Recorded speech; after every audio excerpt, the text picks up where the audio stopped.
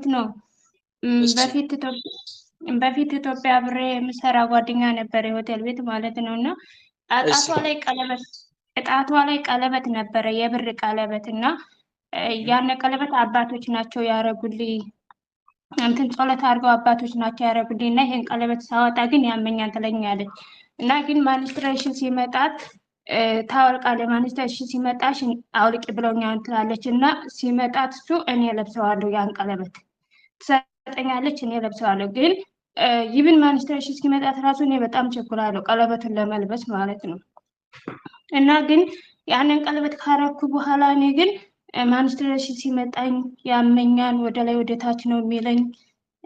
እሷ ጋር ተለያይተናል፣ ወደ ላይ ወታች ነው የሚለኝ። ከዛ ላይ ደግሞ የዝሙት ስሜት በጣም ነው የሚሰማኝ ማንስትሬሽን በሚጣይ ሰዓት ማለት ነው። እሺ ጨርስ።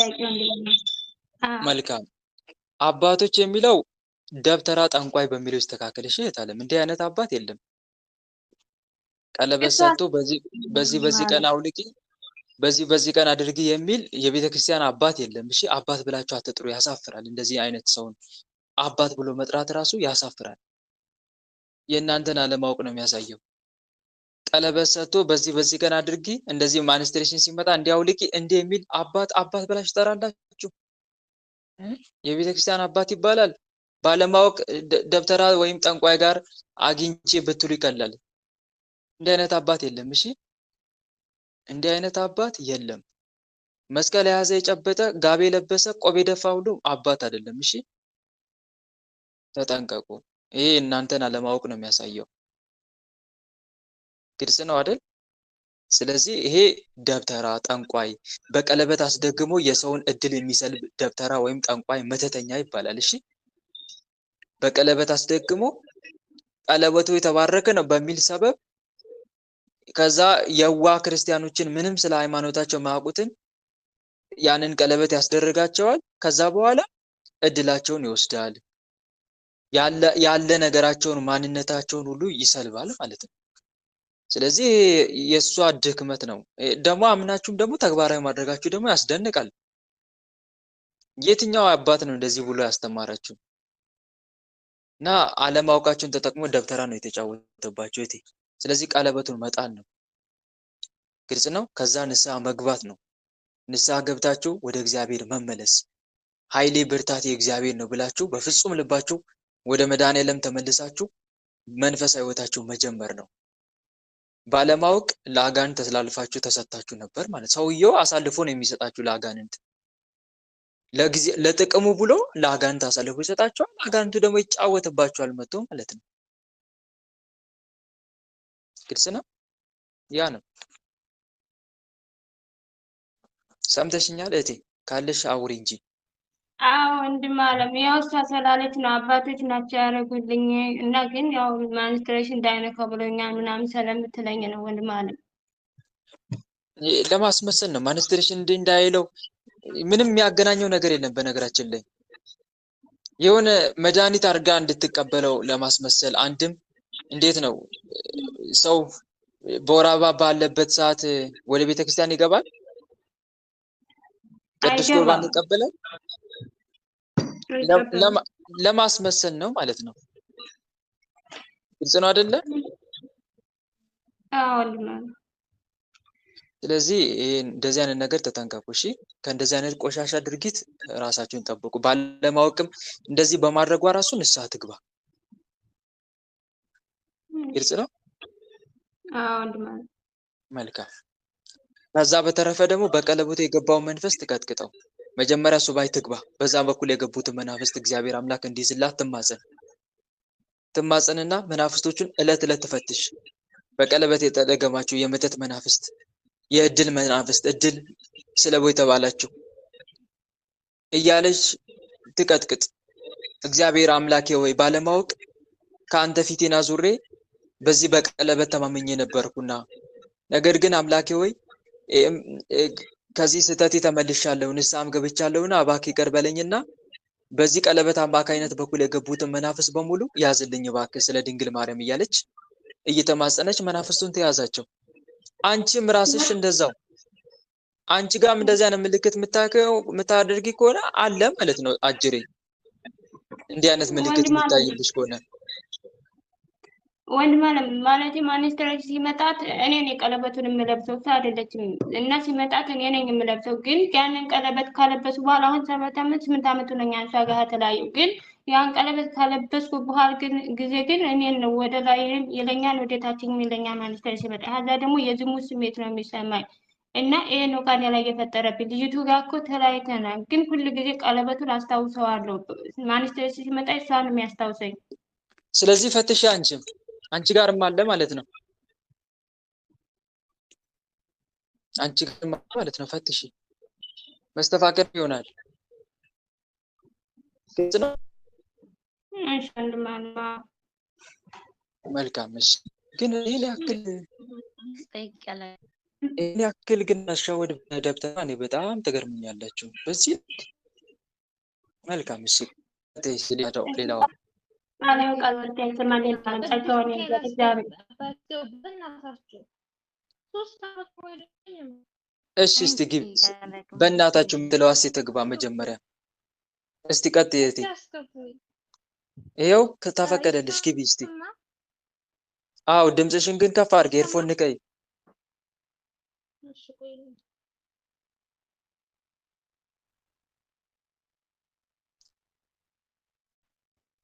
እሺ አሁን አስተካክልሽ። ቀጥይ እስቲ። ኤርፎን ሰክተሽ ነው የምትጮይው ለካ፣ ለዛ ነው የማይሰማው። አውጥቼዋለሁ እና እኔ የምጠይቀው ከሀገር የወጣሁት በብር አንከርት ነው። አሁን ሀገር ለመመለስ አልቻልኩም። ምን ማድረግ አለብኝ? አምላክን መማፀን ነው አለ። ምን ታደርጊያለሽ? ንስሐ መግባት፣ ወደ አምላክ መመለስ፣ እግዚአብሔር ከማይወዳቸው ተግባራቶች መለየት፣ ሱባኤ ገብተሽ ፈጣሪችን መማፀን ነው። ሱባኤ ግቢና ስለ አገር ስለ መግባት አምላክሽን ተማፀኝ። ጌታዬ መድኃኒዓለም ወደ ሀገር መግባት ፈልጋለሁ፣ ነገር ግን ወደ ሀገር እንዳልገባ ጠላት እየተፈታተነኝ ነውና አምላኬ እባክህ ወደ ሀገር አስገባኝ ብለሽ መማፀን ነዋ።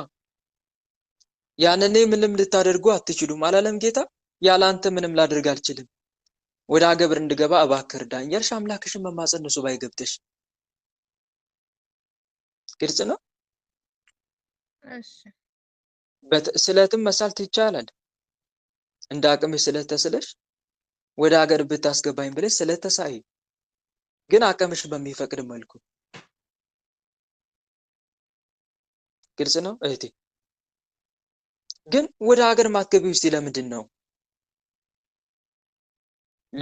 እንዳትገቢ የሚፈታተንሽ በምንድን ነው?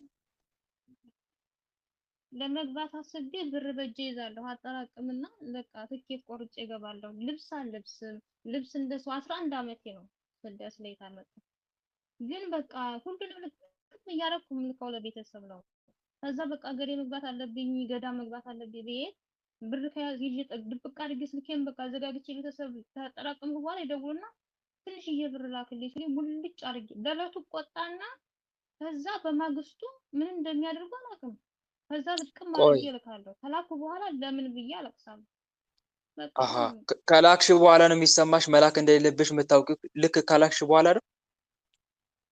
አዎ በመጀመሪያም ሲጠይቁኝ እቆጣለሁ፣ ሰድባቸዋለሁ። ቤተሰቦቼ እናትና አባቴ ለምን የዚህ ስደት መቆየት አለብኝ ብዬ እጣላለሁ። ከዛ እነሱ በማግስቱ በቃ ላክላቸው ብዬ ሙልጭ አድርጌ ነው የምልከው። አንድ ብር አልተውም ለካርድ እንኳን። 5 ዓመት ቢጃማ ነው የምለብሰው ልብስ እንኳን ማለት ነው። ወይ ጉድ! ይገርማል በጣም። ከዛ በኋላ ልክ ካላሽ በኋላ ጸጸት ውስጥ ትገባያለሽ። አሁን ራሱ 50 ብር ነው እጄ ላይ ያለችኝ። አሁን 2 ወር ሴትዮ ይዛብኛለች። ስጪያው እየተጨቃጨኩ ነው። አሁን ሂጂ ሰጥቼሽ ትሄጃለሽ እያለች አሰጥችኝ። መፍትሄው ምን እንደሆነ ግራ ገብቶኛል። ያልከኝን ሁሉ አደርጋለሁ፣ ግን እንጃ ብቻ። ሰላቢ እኮ አለ ታለም። የሰላቢ መተት እንዳለ ግልጽ ነው። ግን በምን ያክል ነው እየተቃወምሽ ያለሽው? አሁን እስቲ ቆይ ያልከኝን ሁሉ አደርጋለሁ ብለሻል። እንፈትሽሽ እስቲ። ለምሳሌ ገንዘብሽ እንዲጠራቀም ወይም ደግሞ ገንዘብሽን ሰላቢ እንዳይሰልብ ምን አደረግሽ? ምን ያክል ርቀት ተጓሽ? እስቲ ምን አስራት በኩራት ለቅዱስ ገብርኤል አስራት በኩራት አወጣለሁ። ስለት ያልከኝን እሳላለሁ። ያኔ እሺ ጸሎት ግን ጸሎት ላይ ጠንካራ አይደለሁም።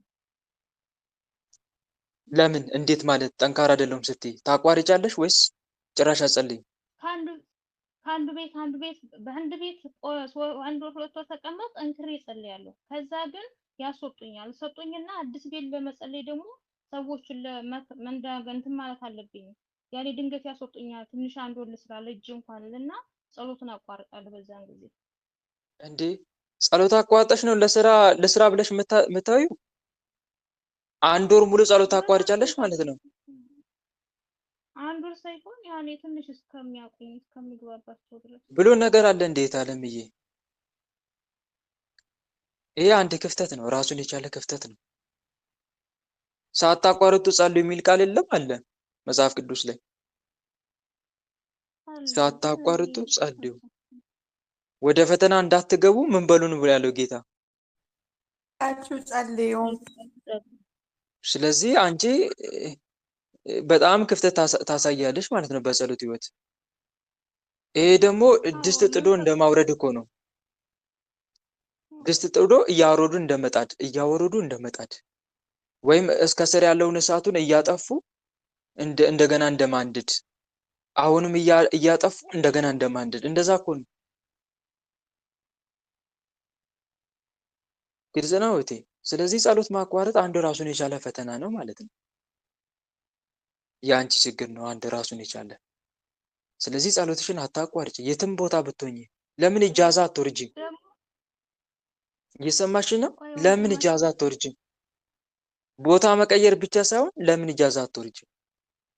የትም ቦታ ብትሆኚ ጸሎት የሚቋረጥ እኮ አይደለም። ያለ ምግብ መኖር ትችያለሽ እንደ አንድ ቀን ንገረኝ እስቲ። ሳትበይ መኖር ትችያለሽ? ነፍስሽንም እንደዛ ጾም እያሳደርሻት ነው ማለት ነው። እንደዛ ማለት እኮ ነው። ከምንበላው ምግብ በላይ ነው ለጸሎት መጠንቀቅ ያለብን እኮ። ሳልመገብ መኖር አልችልም። የነፍስ ምግብ ደግሞ ጸሎት ነው። የነፍስ ምግብ ደግሞ ጸሎት ነው። ስለዚህ ሳትጸልይ ዋልሽ ማለት ነፍስሽን ጾም አስዋልሻት ማለት እኮ ነው። እና አስቢ፣ ይሄን ያክል ነው ልትጠነቀቅ የሚገባው ለጸሎት እንጂማ ሲመቸን የምንጀምረው ሳይመቸን ሲቀር ደግሞ የምናቋርጠው መንፈሳዊ ህይወት የለም። አንድ ሰሞን ሲመቸን ነገሮች ሲደላደሉ በቃ ልጀምር፣ ነገሮች ግን ሳይመቻቹልን ሲቀሩ ቆይ አይ ለጊዜው ላቋርጥ። እንደዚህ አይነት መንፈሳዊነት አለ እንዴ? እንዲህ አይነት መንፈሳዊነት የለም። መንፈሳዊነት የማያቋርጥ ነው። ለተወሰነና ለአጭር ጊዜ ብቻ ብርቱ ሆኖ መታየት አይደለም መንፈሳዊ ህይወት። ሰይጣን ጸሎት እንደማስታጎል የሚወደው የለም። ስለዚህ ስራውን ሊሰራ ሲፈልግ ጸሎት ያስታጉልሻል ማለት ነው። ምክንያቱም አባቶቻችን እንዲህ ብለዋላ፣ ሰው ጸሎት ሲያቋርጥ ሰው ጸሎት ሲጀምር ሰይጣን ይቀመጣል። ሰው ጸሎት ሲያቋርጥ ሰይጣን ስራ ይጀምራል። ምን ይጀምራል? ስራ ይጀምራል። ፈተና ማለት ነው። ስለዚህ ስራውን እንዲያጧጥፍ እድል እየሰጠሽው ነው ማለት ነው። በመሀል የጸሎት ጋፕ ስታቋርጪ። ስለዚህ ይሄ ስህተት ነው። ታለም ስህተትሽን አርሚ ስህተትሽን። ይሄ እሺ፣ ሌላስ? እስቲ ቆይ አሁንም ልፈትሽ። ያልከኝን ሙሉ አደርጋለሁ ሲባል አንድ ክፍተት እየተገኘ ማለት ነው። እዚህ ጋር ይሄን ክፍተት አላሟላሽም ማለት ነው። እሺ መልካም፣ አስራት አወጣለሁ ይሄንን አደርጋለሁ ብለሻል። መልካም። ነገር ግን ስታደርጊ አስራት ማውጣቱ መልካም ነው። ነገር ግን ገንዘብሽን ደግሞ እንዲጠብቅልሽ ለማን ነው አደራ የሰጠሽው? የትኛው ቅዱስ ነው አሳልፈሽ የሰጠሽው? ንገረኝ እስቲ። የት ሄደች? አስወጥተኝ ነው። ቅርታ ወንድማችን፣ ያስደገሙኝ እንደወጣ ያደረጉኝን ደግሞ በጣም ቂም ይዛለሁ። እንዴት ላድርግ? እሱ ቆይ እየጠየኩሽ እኮ ነው። ጥያቄ ላይ ነኝ ያለሁት። መጨረስኩኝ። ሌላ ጥያቄ እየደረብሽ ነው? ወጥቼ ነው። ስለዚህ አቶ ሳውራ ስለነበረ የነበረው ላንቺ አልነበረም ማለት ነው እስካሁን። ምን ለማንኛውም አሁን ነው የገባሁት። ሪካርዱን አዳምጪ በደንብ በኋላ ሲወርድ ጠብቀሽ። ጸሎትሽን እንዳታቋርጪ ነው እያልኩ ያለሁት። ግልጽ ነው። ጸሎትሽን እንዳታቋርጪ። ይሄ ለሰይጣን እድል እየሰጠሽው ነው እንዲፈትንሽ፣ ገንዘብሽን እንዲጨርስ፣ በቤተሰብ በኩል እንዲፈታተን፣ ወደ ሀገር የመግባት እድልሽን እንዲያዘገይ እያደረገው ነው የአንቺ ጸሎት ማስታጎል። ስለዚህ ለአፍታ የሚያክል ጸሎት እንዳታስታጉይ። የየዕለቱ መዝሙረ ዳዊት በሚገባው አድርሺ፣ በሚገባው በተገቢው መንገድ። ግልጽ ነው። አንዱ ይሄ ነው። ልክ ከመዝሙረ ዳዊት ጸሎት በኋላ መጨረሻ ላይ ደግሞ ገንዘብሽን እንዲጠብቅ ወደ ሀገርሽም ለመግባት እንዲያበቃሽ ተማጸኝ። ሌላው ገንዘቤን እንዲጠብቅልኝ በሚለው ነገር ላይ ነው ጥያቄ እየጠየኩሽ ያለሁት። ገንዘብሽን ማን እንዲጠብቅልሽ ነው አደራ አሳልፈሽ የሰጠሽው? ለየትኛው ቅዱስ? ቅዱስ ገብርኤል፣ ወርቅሸቱ ገብርኤል። ያው ነው። ወንቅሸቱም በዓለም ላይ ያለው ቅዱስ ገብርኤል አንድ ነው። አንድ ቅዱስ ገብርኤል ነው ያለው። የዘብሩን በሉት፣ የቁልቢውን በሉት፣ የሐዋሳውን በሉት፣ የወንቅሸቱን በሉት፣ አንድ ራሱ ቅዱስ ገብርኤል ነው ያለው። ሌላ የተለየ ገብርኤል የለም። ለቅዱስ ገብርኤል ነው አሳልፈሽ የሰጠሽው። መልካም። ግን እንዲጠብቅልሽ ምን እያደረግሽ ነው ያለሽው? እስቲ ምን ታደርጊያለሽ? እስቲ እንዲጠብቅልሽ በምን መልኩ ነው የምትማጸኘው? ያን አስራት በኩራት አወጣለሁ። ሌላ ጸሎት እንዴት እንደሚጸልይ ብዙም አላውቅም። ስለዚህ ያልከኝን ሁሉ አደርጋለሁ የሚለው ምን ብዬሽ እንደሆነ አላውቅም። ብቻ ግን ለብዙዎቻቸው መክረው አንድ ምክር አለኝ። አንደኛ ለምሳሌ ወንድሞች ገንዘባችሁ እንዲጠበቅ በደንብ አዳምጡኝ እባካችሁ፣ በደንብ አዳምጡ። አንድ ቅዱስ ገንዘባችሁ እንዲጠብቃችሁ የምታስጠብቁት በምን መልኩ ነው ብዬ ከዚህ በፊት በተደጋጋሚ ተናግሬያለሁ። ለምሳሌ ገንዘብን በተመለከተ ለማንኛውም ቅዱስ መስጠት ትችላላችሁ። ለየትኛውም ቅዱስ አሳልፋችሁ ብሰጡ ይጠብቃል። ለየትኛውም ቅዱስ ለመብርሃንም ብሰጧት፣ ለአምላካችን ለፈጣሪያችን ለመድኃኔዓለም ብሰጡት፣ ብቻ እንደ እምነታችን ለአንድ ቅዱስ አሳልፈን ከሰጠን ገንዘቡ ይጠበቃል። ግን ስንሰጥ እንዴት አድርገን ነው አሳልፈን የምንሰጠው ነው። ለምሳሌ ለመብራን አሳልፋችሁ የምትሰጡ ከሆነ መልኳን ትጸልያላችሁ። መጀመሪያ አንዴ አሳልፋችሁ ትሰጣላችሁ መልኳን በመጸለይ እናቴ ወይ አደራ ገንዘቤን ጠብቂልኝ፣ ገንዘቤን ትጠብቂልኝ ዘንድ አደራ ሰጥቼሻለሁ እናቴ። ከዛሬ ጀምሮ የትኛውም የሰላቢ መተት በገንዘቤ ላይ አንዳች ስልጣን እንዳይኖረው በገንዘቤ ላይ አንቺ ሾሜሻለሁ። ግልጽ ነው። ይሰማችኋል ወይ? እንዴት አድርጋችሁ እንደምጸልዩ ነው እየነገርኳችሁ ያለሁት። አዎ ይሰማል። ገንዘቤን ለአንቺ አደራ ሰጥቼሻለሁ እናቴ። ይሰማል። አደራ ሰጥቼሻለሁ። ምንም አይነት የሰላቢ መተትም ሆነ ገንዘቤ ላይ ያነጣጠረ ጠላት መጥቶ ገንዘቤ እንዳጠፋ እናቴ ለአንቺ ገንዘቤን አደራ ሰጥቼሻለሁ። ገንዘቤንም ትጠብቅልኝ ዘንድ ከዛሬ ጀምሮ ለቤተ ክርስቲያንሽ በየወሩ አስራቴን አወጣለሁ።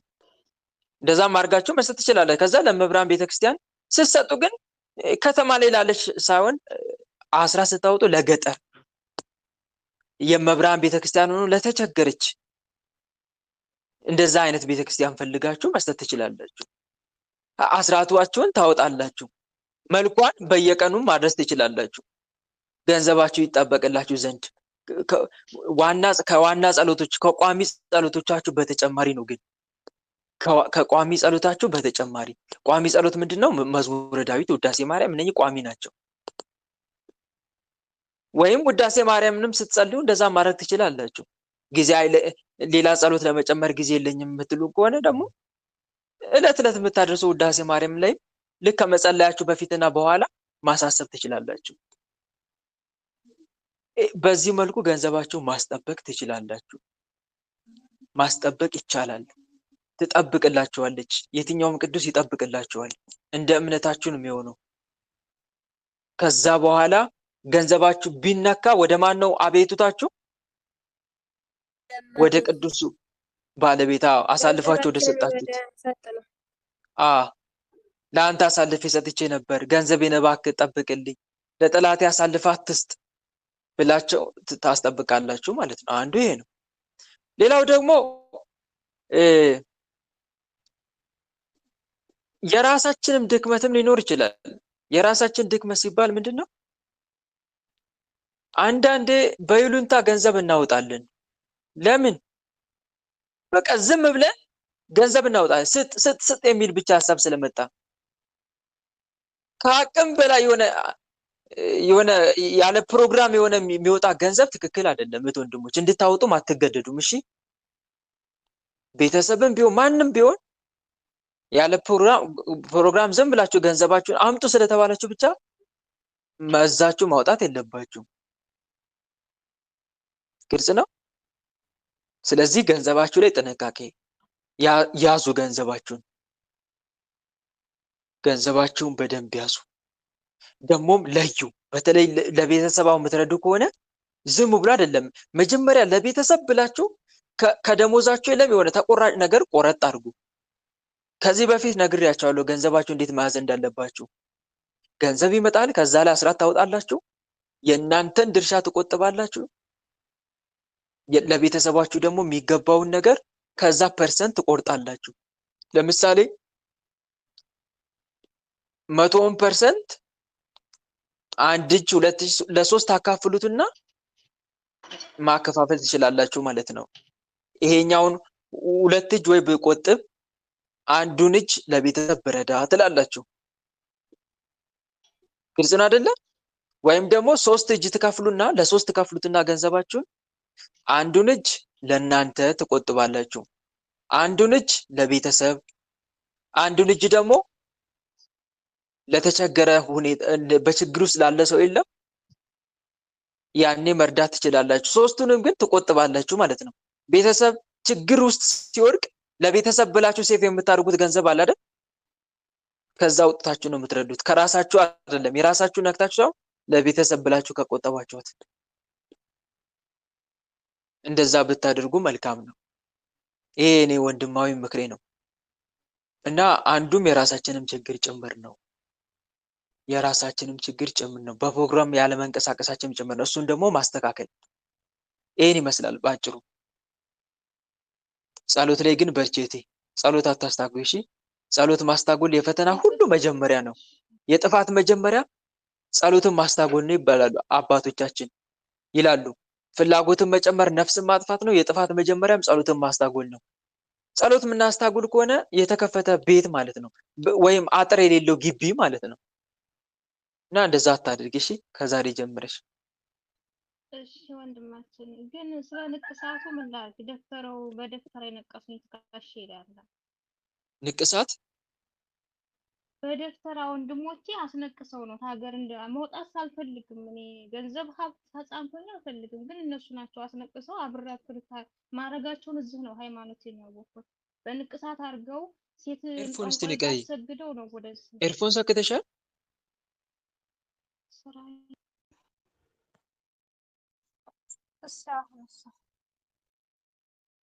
እስቲ አውሪ መጀመሪያ። እኔ የታገር እንግዲህ የወጣሁት እኔ የታገር መውጣት አልፈልግም። ትምህርት መማርና ሀገሬ መኖር አልፈልግም። ግን ሁለቱ ወንድሞቼ ወንድሜ አንደኛው በተለይ ታገር እንደወጣ ይፈልጋል። የሁለቱም አጠቃላይ ከዛ ታገር ምን እንዳደረጉኝ አላውቅም። እንድትወጪ የሚፈልገው እንድሰራለት፣ እሱ እንዲለወጥ፣ እሱ ሀብታም እንዲሆን፣ ብር እንዲኖረው። አሃ፣ ለሱ ነው የምትልኪው ማለት ነው ገንዘቡን አይደል?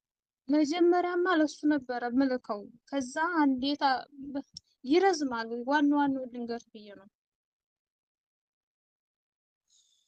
ዋናው ፍሬውን ስነግርህ እኔ ሁለት ወንድሞቼ ምንም ነገር አላውቅም። መጀመሪያ ትምህርት ላይ እያለሁ ምን እንደነካኝ አላውቅም። ፀጉሬን እንዳለላጫቸው ልብስ አይገዙልኝም፣ ምን አይገዙልኝም። አባቴ ምን እንዳደረጉት አላውቅም። አንድ ልብስ ብቻ ነው ያለችኝ።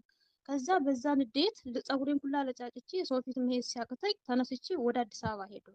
አዲስ አበባ ሄጄ ተቀምጬ እናት አባቴ ሲናፍቁኝ የመጨረሻ ላይ ነው ሲናፍቁኝ ተመልሼ ስመጣ አሁንም እልክሻለሁ ስለኝ አሁንም ደግሞ ተመልሼ ሄድኩኝ። አልሄድም ማለት ከያ እንደገና ደወልና እኔ ታልሄድሽ እኔ እሄዳለሁ ስለኝ መጣሁ። ከዛ ስመጣ ቤትሽ መውጣት የለብሽም እዛ ትሄደ ያከድልሽም ብለውኛል። ብሎ ጠንቋይ ቤት ወስዶ አሰገደና ከዛ ንቅሳት አስነቅሶ ምናምን የግድ ነው በቃ የመጣሁት ወደዚህ ማለት ነው። ጠንቋይ ቤት ንቅሳት አሰገደኝ። ከርሼ ላይ ቆይ ያስነቅሷል። ጠንቋይ ቤት ይዞሽ ሲሄድ አንቺ ሄድሽ፣ ከዛ ሰገድሽ ለጠንቋይ? አሰገዱኝ። እኔ እኮ መጨረሻ ላይ ምንም አላውቅም። ያን ጊዜ ሃይማኖቴን ብዙም አላውቅም። ያ ነዋ ታዲያ የሚፈታተንሽ አሁን። እሺ የጠንቋይ ዋና ደብተራ ከዛ የመጀመሪያ ደሞዜን ለጠንቋይ አስገብቷል። ወይ ጉድ! ለዛ ነዋ ታዲያ። እሺ አሁን እኮ ነው እያወራሽ ሚስጥሩን እያወጣሽ ያለሽው። እንዳይረዝም ብዬ ነው። ይቅርታ ወንድማችን። ብዙ ከባድ ብዙ ነገሮች አሉ። ቤት ውስጥ ወንድሜ ገሎታል። ብዙ ነገሮች አሉ፣ ግን ይረዝማል። ብቻ ዋናው ነው ልናገርሽ። እሺ ከዛ በኋላ አሁን እሺ መልካም። ይሄ ስለዚህ ከባድ ፈተና ነው ታዲያ ያለው እኮ አሁን እዚህ ጋር ከባድ ፈተና ነው ስልሽ፣ አንደኛ በእርግጥ ባለማወቅ ነው በዛ ሰዓት እንደዚህ አይነት ሁኔታ ያደረግሽው፣ ግን ቢሆንም ሄደሽ ሰግደሻል አይደል? ስትሰግጂ ደግሞ እንደገና ያም አልፎ ደግሞ ለጠንቋዩ ገንዘብሽን የመጀመሪያ ገንዘብሽን አስገብተሻል። ስለዚህ አይደንቅም ልልሽ ፈልጌ ነው። አሁን ባዶ ቢያደርግ ገንዘብሽን በቤተሰብ በኩል ችግር እየፈጠረ ቢያደርግ ያምኔ መጀመሪያ የገቡ መናፍስት ናቸው ማለት ነው። ገንዘብሽን አሁንም የሚጠቀመው ሌላ ነው ማለት ነው። በሌላ አነጋገር ጠንቋዩን የሚጠቀመው ማለት ነው። ስለዚህ ያለሽ አማራጭ እልም ያለ መንፈሳዊ ህይወት ውስጥ መግባት ነዋ። ከአምላክ ጋር መጣበቅ ነዋ። ንስሐ መግባት ነዋ። ስለሄድሽው ሁሉ ስላደረግሽው፣ ባለማወቅ ስላደረግሽው፣ ለጠንቋይ በመስጠትሽ ይሄን ሁሉ ዘርዝረሽ ንስሐ መግባት ነው። አንድ ሳታስቀሪ የተፈጠረውን ነገር ሁሉ ለንስሐ አባትሽ መናገር። ከዛ ንስሐ መግባት፣ ንስሐ ከገባሽ ደግሞ ቋሚ መንፈሳዊ ህይወት መጀመር። ግልጽ ነው። ቋሚ መንፈሳዊ ህይወት መጀመር፣ ያልተቋረጠ ወለም ዘለም የማይል መንፈሳዊ ህይወት መጀመር። ችግሩ ያዝ ለቀቅ ነው መንፈሳዊነታችን አይደል? እሱ ነው። ይሄ ደግሞ የሆነ የሚገባውን ውጤት እንዳናገኝ ያደርጋል። በነገራችን ላይ ወንድሞች በመንፈሳዊ ህይወት ስኬታማ ማንሆነው ለምን መሰላችሁ? ያዝ ለቀቅ ነው የምናደርገው። ከያዝን ላይቀር ወይም መንፈሳዊ ከሆነን ላይቀር ጥብቅ ያለ መንፈሳዊ ህይወት አይኖረንም። ያዝ ለቀቅ፣ ሲመቸን እንቀጥላለን፣ ሳይመቸን የሆነ ቦታ ላይ ስታክ እናደርጋለን፣ ከዛ አሁንም እንቀጥላለን። ይሄ ደግሞ የሚፈለገውን ያክል ለውጥ አያመጣም። ስለዚህ መንፈሳዊ ከሆንሽ ላይቀር በደንብ መንፈሳዊ መሆን፣ ያልተቋረጠ የጸሎት ህይወት ሊኖርሽ ይገባል። ግልጽ ነው። ያልተቋረጠ የጸሎት ህይወት። መዝሙረ ዳዊት እንዳታቋርጭ ከዛሬ ጀምረሽ የየዕለቱን ተከታትለሽ አድርሺ። ምንም አይነት ነገር ቢፈጠር አታቋርጭ ጸሎት። ግልጽ ነው። አታቋርጭ።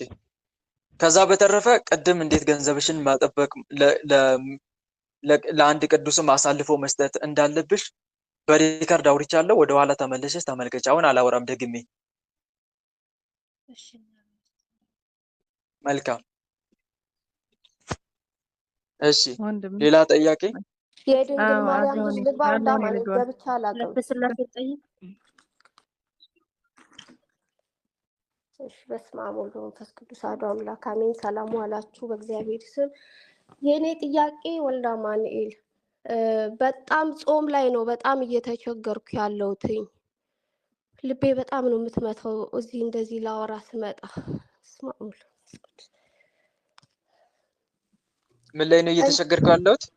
ጾም ላይ እና የሁዳዴ ጾም ላይ በጣም ነው የምቸገረው።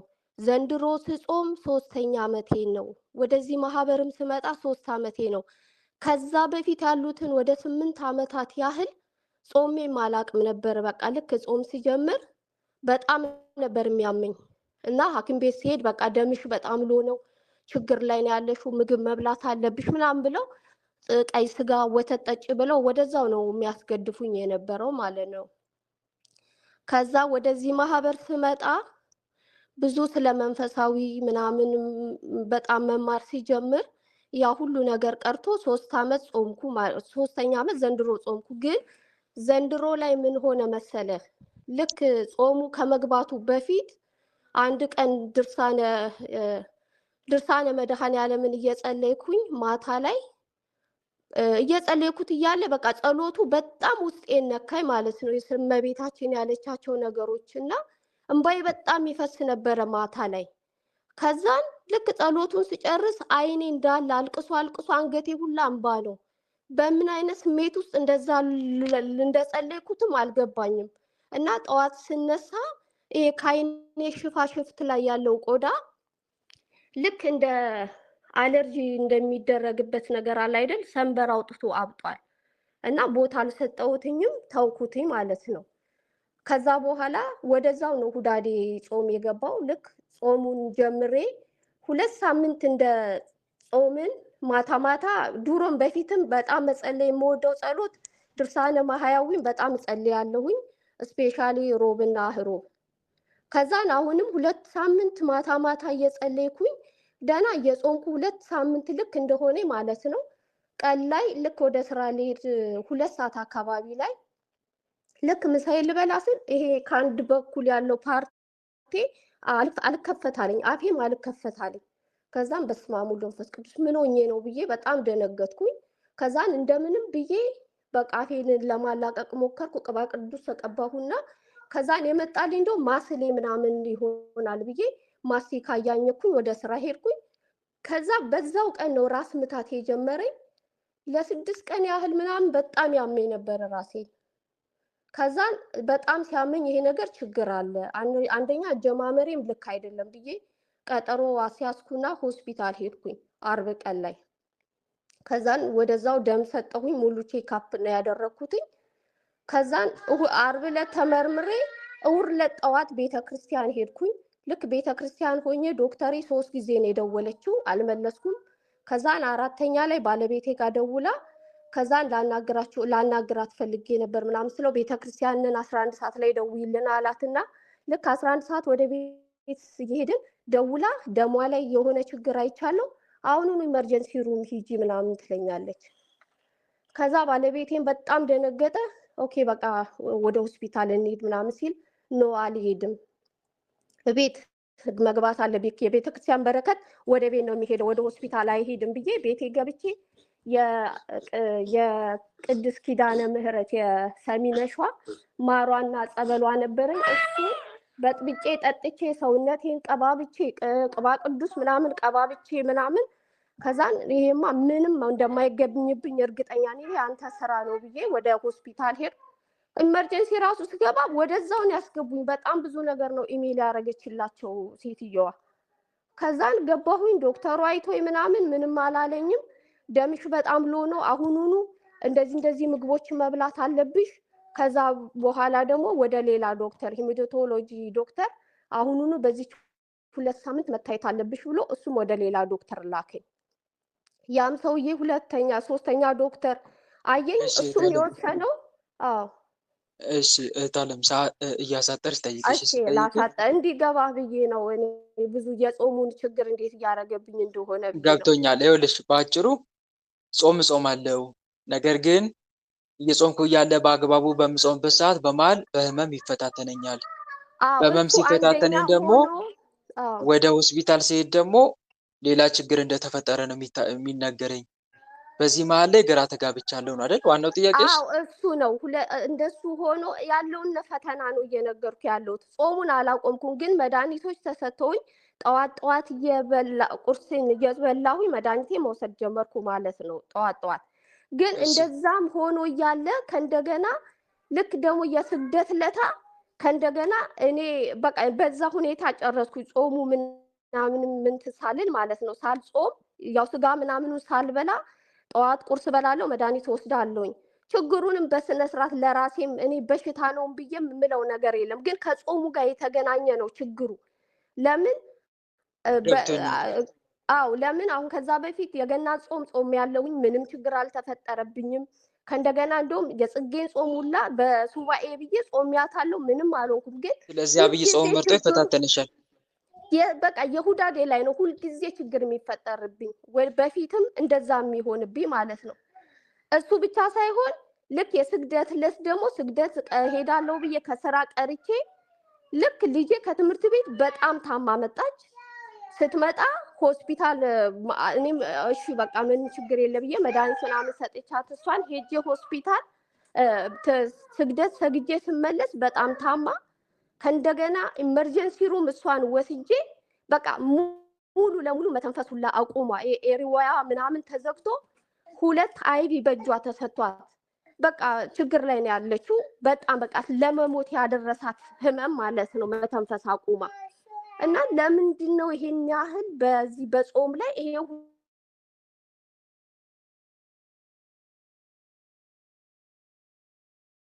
ለኔ ነው የተቋረጠው ወይስ ለእናንተም ጭምር ድምጿ?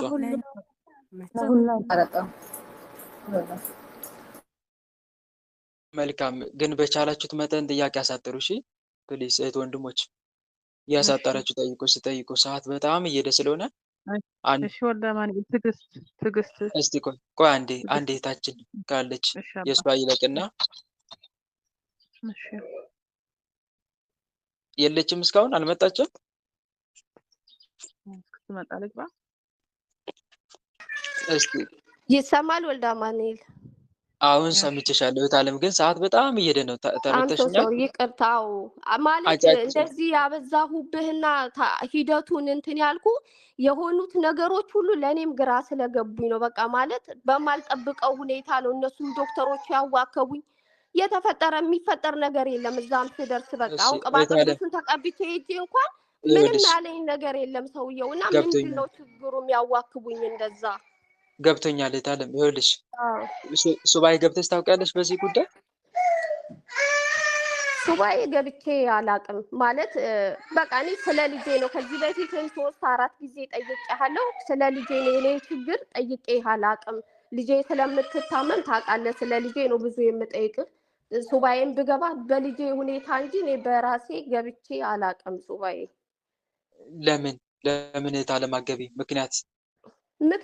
ምክንያቱም እኔ የኔን ችግር አሁን ይሄ እንደዚህ የሚሆነው እንደ ችግርም ቆጥሬው አላቅም። ለምን የባሰ ችግር ያለብኝ በልጄ ነው። ግን ለምንድን ነው እንዳልጾም ሁሌ እንደዚህ የሚደረገው? ለምንድን ነው ጾም ላይ እንደሚፈታተን? አንቺም ሱባኤ ብትገቢ መልካም ነው እህት ዓለም። ይሄ ምክሬ ነው። መጀመሪያ በተለይ የቤተሰብ ዛር መንፈስ ደግሞ እናትና አባት ላይ ሆኖ ነው የሚፈታተነው አይደል? አዎ። ይሄ ለአንቺ አዲስ አይደለም። ይሄን ታውቂያለሽ በደንብ። ለምሳሌ እናት ላይ ያለ መንፈስ ልጅ ላይ ሆኖ ይፈታተናል በእናት በኩል እያየ። አባት ላይ ያለ መንፈስ ካለ በአባት በኩል ሆኖ ልጅ ሊፈታተን ይችላል። ስለዚህ አንድ መረዳት ያለብሽ ነገር ይሄ ነው። በዚህ ጉዳይ ደግሞ ስለምን በበሽታ በኩል ጠላት እንደሚፈታተንሽ ሱባኤ ብትገቢ መልካም ነው። እንደሚፈታተንሽ ብቻ ሳይሆን ደግሞ ይህን ፈተና ጭምር እንዲያርቅልሽ ብትማጸኝ መልካም ነው። ግልጽ ነው። አንድ ይህንን መክርሻለሁ። ሁለተኛ ሲቀጥል ደግሞ ቅዱስ ቁርባን አንቺ ትቀበያለሽ? አንቺ? እኔ አልቀበልም። ልጅሽን ግን ታቀበያለሽ፣ እንድትቀበል ታደርጊያለሽ። አዎ ልጄ ትቀበላለች። እሷ የምትቀበለው አንደኛውን ብቻ ነው። ሁለቱንም ቁርባን አትቀበልም። ያው ያለ አለርጂ ያው ነው እሱ። አትችልም። ያው ይኸውልሽ ሕፃን ከሆነች አንጻር ደሙን ብትቀበል ስጋውንም እንደተቀበለች ነው የሚቆጠረው። ግልጽ ነው አይደል? ስጋውና ደሙ የተለያየ አይደለም። ቅዳሴ ማርያም ላይ ማንም ከዚህ ስጋውን ቢበላ ስጋውን ብቻ የሚበላ እንዳይመስለው ደሙንም ጭምር ነው የሚጠጣው። ማንም ከዚህ ደሙን ቢጠጣ ደሙን ብቻ ይጠጣ እንዳይመስለው ስጋውንም ጭምር እንጂ የሚበላ ይላል። ስለዚህ አንድ መረዳት ያለብን ነገር ይሄ ነው። እምነትሽን በዚህ አጽኚ። እሺ፣ እንደ ጎደለ አድርገሽ እንዳታስቢ። ከእንግዲህ አንዱ ብቻ ነው አይባልም።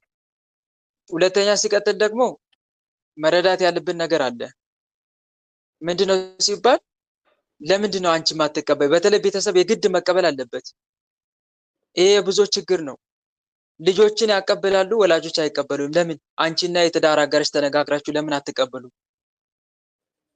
ለምን እስከ ዛሬ ድረስ ያለ ቅዱስ ቁርባን ህይወት? ያለሽበት ቦታ ምቹ ቦታ ነው አይደል? ቅዱስ ቁርባን ለመቀበል የሚያመች ቦታ ነው ያለሽው። እንደ ሌሎች እህቶቼ እንደ ሳውዲ ያሉ ቦታ ላይ አይደለም ያለሽው። አዎ እኔ ችግር የለብኝም፣ ግን ባለቤቴ ብዙም እንደዚህ ስለ እምነቱ ማለት ቤተክርስቲያን ይሄዳል ምን ይላል፣ ግን እንዲህ ጥልቅ ያለ አይደለም። በልጅነቱም ከሀገር ስለወጣ ብዙ ካልቸር የያዘው የዚህን ሀገር ሰዎች ነውና ብዙም አይገባውም እንደዛ። እሱን ማስረዳትና እሱን ማሳመን ነው ግድ ነው ያቃተኝ። ታለም። ይኸውልሽ ያለ ቅዱስ ቁርባን ህይወት አይታሰብም ሲጀመር። ግልጽ ነው። ይሄ የግድ ነው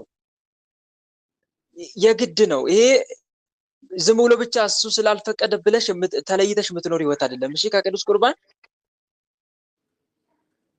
የሚጠበቅብሽን ሁሉ አድርገሽ ወደ ቅዱስ ቁርባን እንዲቀበል ማምጣት የግዴታ ነው። ውዴታ አይደለም፣ ግዴታም ጭምር ነው። ተረዳሽ? አዎ በዚህ እምነት ይኖርሽ። እሱም ከቅዱስ ቁርባን ተለይቶ የመኖር መብት የለውም በቤተክርስቲያን ጥላ ውስጥ እስካለ ድረስ። በቤተክርስቲያን ጥላ ውስጥ እስካለ ድረስ አንድ ሰው ከቅዱስ ቁርባን የተለየ ህይወት ቢኖረው ይወገዛል። ለምንድን ዝም ብሎ የማይቀበለው? ንስሐ አባት ተከታትሎ ለምንድን ልጅ የማትቀበለው ቅዱስ ቁርባን ማለት መጠየቅ እኮ አለበት። ዝም ብሎ ምክንያት እየፈጠረ የሚሸሽ ከሆነ ግን እርምጃ ይወስዳሉ እኮ ንስሐ አባቶች፣ የመውሰድ መብት አላቸው። ስለዚህ ይሄ በደንብ ጥያቄ ምልክት ውስጥ የሚያስገባ ነው። በአንቺ በሱ ምክንያት ደግሞ ከቅዱስ ቁርባን ለዘመናት ርቀሽ መኖር አሁንም ወደፊትም እንደዚህ ትክክል አይደለም። እሺ እህቴ፣ ድንገት ሞት ቢመጣስ በመሀል ድንገት ሞት ቢመጣስ ሳትቀበሉ? የትዳር አጋሬ ስላልተቀበለ ነው እስከዛሬ ሳልቀበል የኖርኩት ማለት እንደዛ ብለሽ ነው የምታሳብቢው? ያ ምክንያቱም አሁን ብዙ ጊዜ ጥያቄውን አቀርቧልና ይገርመዋል። ምን አስበሽ ነው እንደዚህ የምትይኝ? እንዴት አድርጌ ነው እኔ የምቆርበው? ምኑን አውቄ ነው ምናምን ነው የሚለኝ እሱና መማር አለበት ምናምን በጣም ነው የሚሄደው፣ በጣም ይወዳል። አስተምሪዋ ስለ ቅዱስ ቁርባን ምን ይሄን ያክል እኮ ይሄም ሰበብ አይደለም የሚናገረው ነገር። እኔ ስለ ቅዱስ ቁርባን ምን አውቄ ነው? ማወቅ የምትፈልገው ነገር ምንድን ነው? አንደኛ ቅዱስ ቁርባን በመቀበላችን ብለሽ የምናገኘውን ጥቅም አንቺ ተማሪና እሱን አስተምሪው። ቅዱስ ቁርባን መቀበል ምን ያክል ዝግጅት እንዳለብን፣ ምን አይነት ዝግጅት አካላዊም ሆነ መንፈሳዊ ዝግጅት ማድረግ እንዳለብን፣ የምንቀበለው አማናዊ የክርስቶስ ስጋና ደም መሆኑን አስተምሪው። ስጋው ደግሞ በመቀበል ደግሞ ምን አይነት ጥቅም እንደምናገኝ 1 2 3 እያልሽ ዘርዝረሽ አስተምሪ። እስከዛሬ የተማርሽው ትምህርት የለም? እሱን ንገሪው፣ ቁጭ አድርገሽ ንገሪው። ስለዚህ አንዱ ይሄ ነው። ግልጽ ነው እህቴ? እሺ። እና አይኔስ ላይ አሁን አይኔ ራሱ በጣም ጸሎት ለማድረግ ራሱ ከልክሎኛል። በጣም ነው የሚያመኝ። ከዛን ቀን ጀምሮ አልቅሼ አይኔ ላይ እንደዚህ ከወጣብኝ በኋላ አሁን ሐኪም ቤትም ሲሄድ በጣም ነው ቪዥት አለኝ። በቃ ማየት ራሱ በቃ መጸለይ ራሱ አሁን መጽሐፎችን ከስልኬ ላይ ማንበብ በጣም ነው ያስቸገረኝ። በቃ ጸሎት እየገባው ሁላ ነው የማዳምጠው እንጂ በጣም ነው አይኔን ራሱ አሁን እያመመኝ ያለው። እሱ ቡዳም ይሆናል ታለም። ይሄ ቡዳ ዛር፣ ቡዳ አይነ ጥላ ነኝ። አይን ላይ የሚቀመጡ መናፍስት ናቸው። አይን ላይ የሚቀመጡ መናፍስት ናቸው። እነሱንም ደግሞ በጸሎትና በስግደት እንዲሁም በመቁጠሪያ ከአይናችን ላይ ማስነሳት ይቻላል። ግን ዋናውን ረስተሻል። አደራ ምልሽ ነገር ስጋው ደግሞ ነው። እሺ መጀመሪያ እሱን በደንብ ታግብረሽ እስቲ ነይ፣ ታግብር ያለው ብለሽ እስቲ ነይ ወደኔ፣ ያልከኝን አድርግ ያለው ብለሽ እስቲ ነይ። ይሄን ጨርሽና መጀመሪያ ግልጽ ነው። አዎ ዋናው እሱ ነው። ከነፍስ ድነት በላይ ለስጋ ድነት አይታሰብ። መጀመሪያ የሚቀድመው ምንድነው? የነፍስ ድነት ነው። አዎ እዛ ላይ ነው በደንብ መጨነቅ ያለብሽ። ከዛሬ ጀምረሽ እረፍት ስራይ ብለሽ ተከታታይ እሱን ተግባራዊ ለማድረግ። እኔ በእርግጥ ያኔ ጥያቄ ጠይቀሽኛል፣ ግን እስከዛሬ እኔ የምትቀበይ ነው መሰለኝ እውነት ለመናገር። ግን ለካ አትቀበይም። ለምን? ይሄ በጣም ከባድ ነው። መቆረብ ይቻላል እንዴ ከባል ውጪ? መጀመሪያ የምትችውን እስቲ አድርጊ። ልጁ ራሱ የሚቀበል ነው ይመስለኝ። ምክንያቱም ስራይ ብለሽ አላስተማርሽውም። ብታስተምሪው ኖሮ ተግባራዊ ያደርጋል ብዬ አምናለሁ። አትፍሪ። ብዙዎቻችሁ ለማውራትም ፈቃደኛ አትሆኑም። ቁጭ አድርጋችሁ እና እስቲ እናውራ ስለ ስጋው ደግሞ እስቲ ብለሽ መጀመሪያ እስቲ ተዘጋጂ፣ ጸሎትም አድርጊ። ጌታ ሆይ ብለሽ እሱ እንዲቀበልሽ ያንቺን ሐሳብ እንዲቀበል ተቀብሎ ተግባራዊ እንዲያደርግ አምላክሽን በጸሎት ተማጸኝ። እስቲ መጀመሪያ ጌታዬ ኢየሱስ ክርስቶስ እባክህ የባለቤቴን ልብ ቅዱስ ቁርባን እንዲቀበል አነሳሳልኝ። እኔ በምናገረው ሰዓት አንተ በአንደበቴ ሆነ ተናገረው። ምን ብዬ ማስተማር አልችልም፣ ግን አንተ እባክህ አስተምርልኝ ብለሽ ምትችውን ተዘጋጅተሽ ስለ ቅዱስ ቁርባን ስራዬ ብለሽ ጽፈሽ ተዘጋጅተሽ በደንብ ንገሪው። ቅዱስ ቁርባን ባለመቀበላችን ተጎድተናል። ይሄ ሁሉ ፈተና የሚገጥመን ከጌታ ስጋና ደም በመራቃችን ነው እያልሽ በደንብ እያረግሽ እያብራራሽ ምከሩ። ይሄ እኮ ግዴታ ነው እህቴ፣ ግልጽ ነው። ውዴታ ሳይሆን ግዴታ ነው። ይህን ተግባር አድርጌ ለማለት ነው። እሺ ያን ይመስላል። ማኔል እዚህ አንተ አሁን ማህበር ላይ ከገባሁኝ 3 ዓመት ያህል ማለት ነው። እኔ ራሴ ዶክተር ጋር የሚባል ሄጄ አላውቅም። ከዛ በፊት በየ3 ወሩ ነበረ ደሜ እየተቀዳ ቼክ የሚደረገው። በጣም ብዙ ደም ነው የሚቀዱኝ። በዚህ በትንንሾቹ 10 12 ትንንሾቹ የደም የሚቀዱበት በእነሱ በየ3 ወሩ ነበር የሚቀዱት፣ የዛሬ 3 ዓመት በፊት ማለት ነው። እዚህ ማህበር ስገባ ግን እንዳለ ለምንድነው ሰይጣን እየተጫወተብኝ ደሜን የማስቀዳው ብዬ ሆስፒታል የሚባል ሄጄ አላውቅም 3 ዓመት ያህል ማለት ነው። ዘንድሮ ምን አይነት ክፍተት አግኝቶ ነው ከእንደገና ችግሩ ሁዳዴ ላይ ተመልሶ የመጣብኝ? ምንድነው የኔ ስህተት? እሱን አንቺ እኮ ነሽ የምትደርሽበት። ታለ ምን አይነት ክፍተት አሳየው? በመሃል ጸሎት አቋርጫለሁ። ያኔ መጀመሪያ የነበረኝ ትጋት ምን ነበረ? ከእምነትስ አንጻር ምን ነበረ የሚለውን እስቲ ፈትሽ። ይሄ እኮ የአንቺ የቤት ስራ ነው። አሁን እኔ ምን አይነት ክፍተት አሳይቼ ነው ብትይኝ፣ እኔ አንቺ የራስሽን ህይወት አንቺ ነሽ አይደል የምታውቂው? አንቺ ነሽ የምታውቂው። አሁን እንዲህ አይነት ክፍተት አሳይተሻል ብዬ መናገር አልችልም። ምክንያቱም አንቺ ያለሽን ህይወት እኔ አላውቀውማ። ግን ያኔ ያለብሽን ህይወትና ያለሽን ህይወትና ልክ ወደዚህ ግሩፕ ስትገቢ የነበረሽ ከእምነት አንጻር፣ ከጸሎት አንጻር፣ ከስግደት አንጻር፣ ከመቁጠሪያ አንጻር እስቲ ፈትሽ ቆም ብለሽ። ከዛ በኋላ ትደርሽበታለሽ። ከዛ ወደ ቀደመ ማንነትሽ ተመለሽ። መንፈሳዊ ህይወት ላይም ቀስቅሰሽ ከሆነ ግልጽ ነው። አዎ ግልጽ አንዱ ይሄ ነው እና ይሄንን ይመስላል። ስለዚህ ይሄ የአንቺ ቤት ስራ እንጂ እኔ አይደለም እታለም። እንዲህ ነው ብዬ አልነግርሽም። መቼም ነብይ ወይም የተሰወረውን የሰውን ነገር የማውቅ አይደለሁም። እንደዚህ አይነት ጸጋ የለኝምና ግልጽ ነው። አዎ ግልጽ ነው። እና ዓርብ ዕለት ልጄን በዛ ያህል ህይወቷን ለመንጠቅ የመጣው መንገድ ምንድን ነው? ወልደ አማኑኤል በጣም በተለየ ሁኔታ ነው ዘንድሮ። አንደኛ ኦልሬዲ ሞታ ነበረ። ምን እንደሆነ ችግሩም አይገባኝም። አንደኛ መተት አለ አይደል? ይሄን ታውቂያለሽ። ላንቺ አልነግርሽም። ከዚህ በፊት ልጅሽ ላይ እንደው መንፈሱ ሲታሰር ነበር አይደል? ካልልጅሽ የተነሳ አዎ።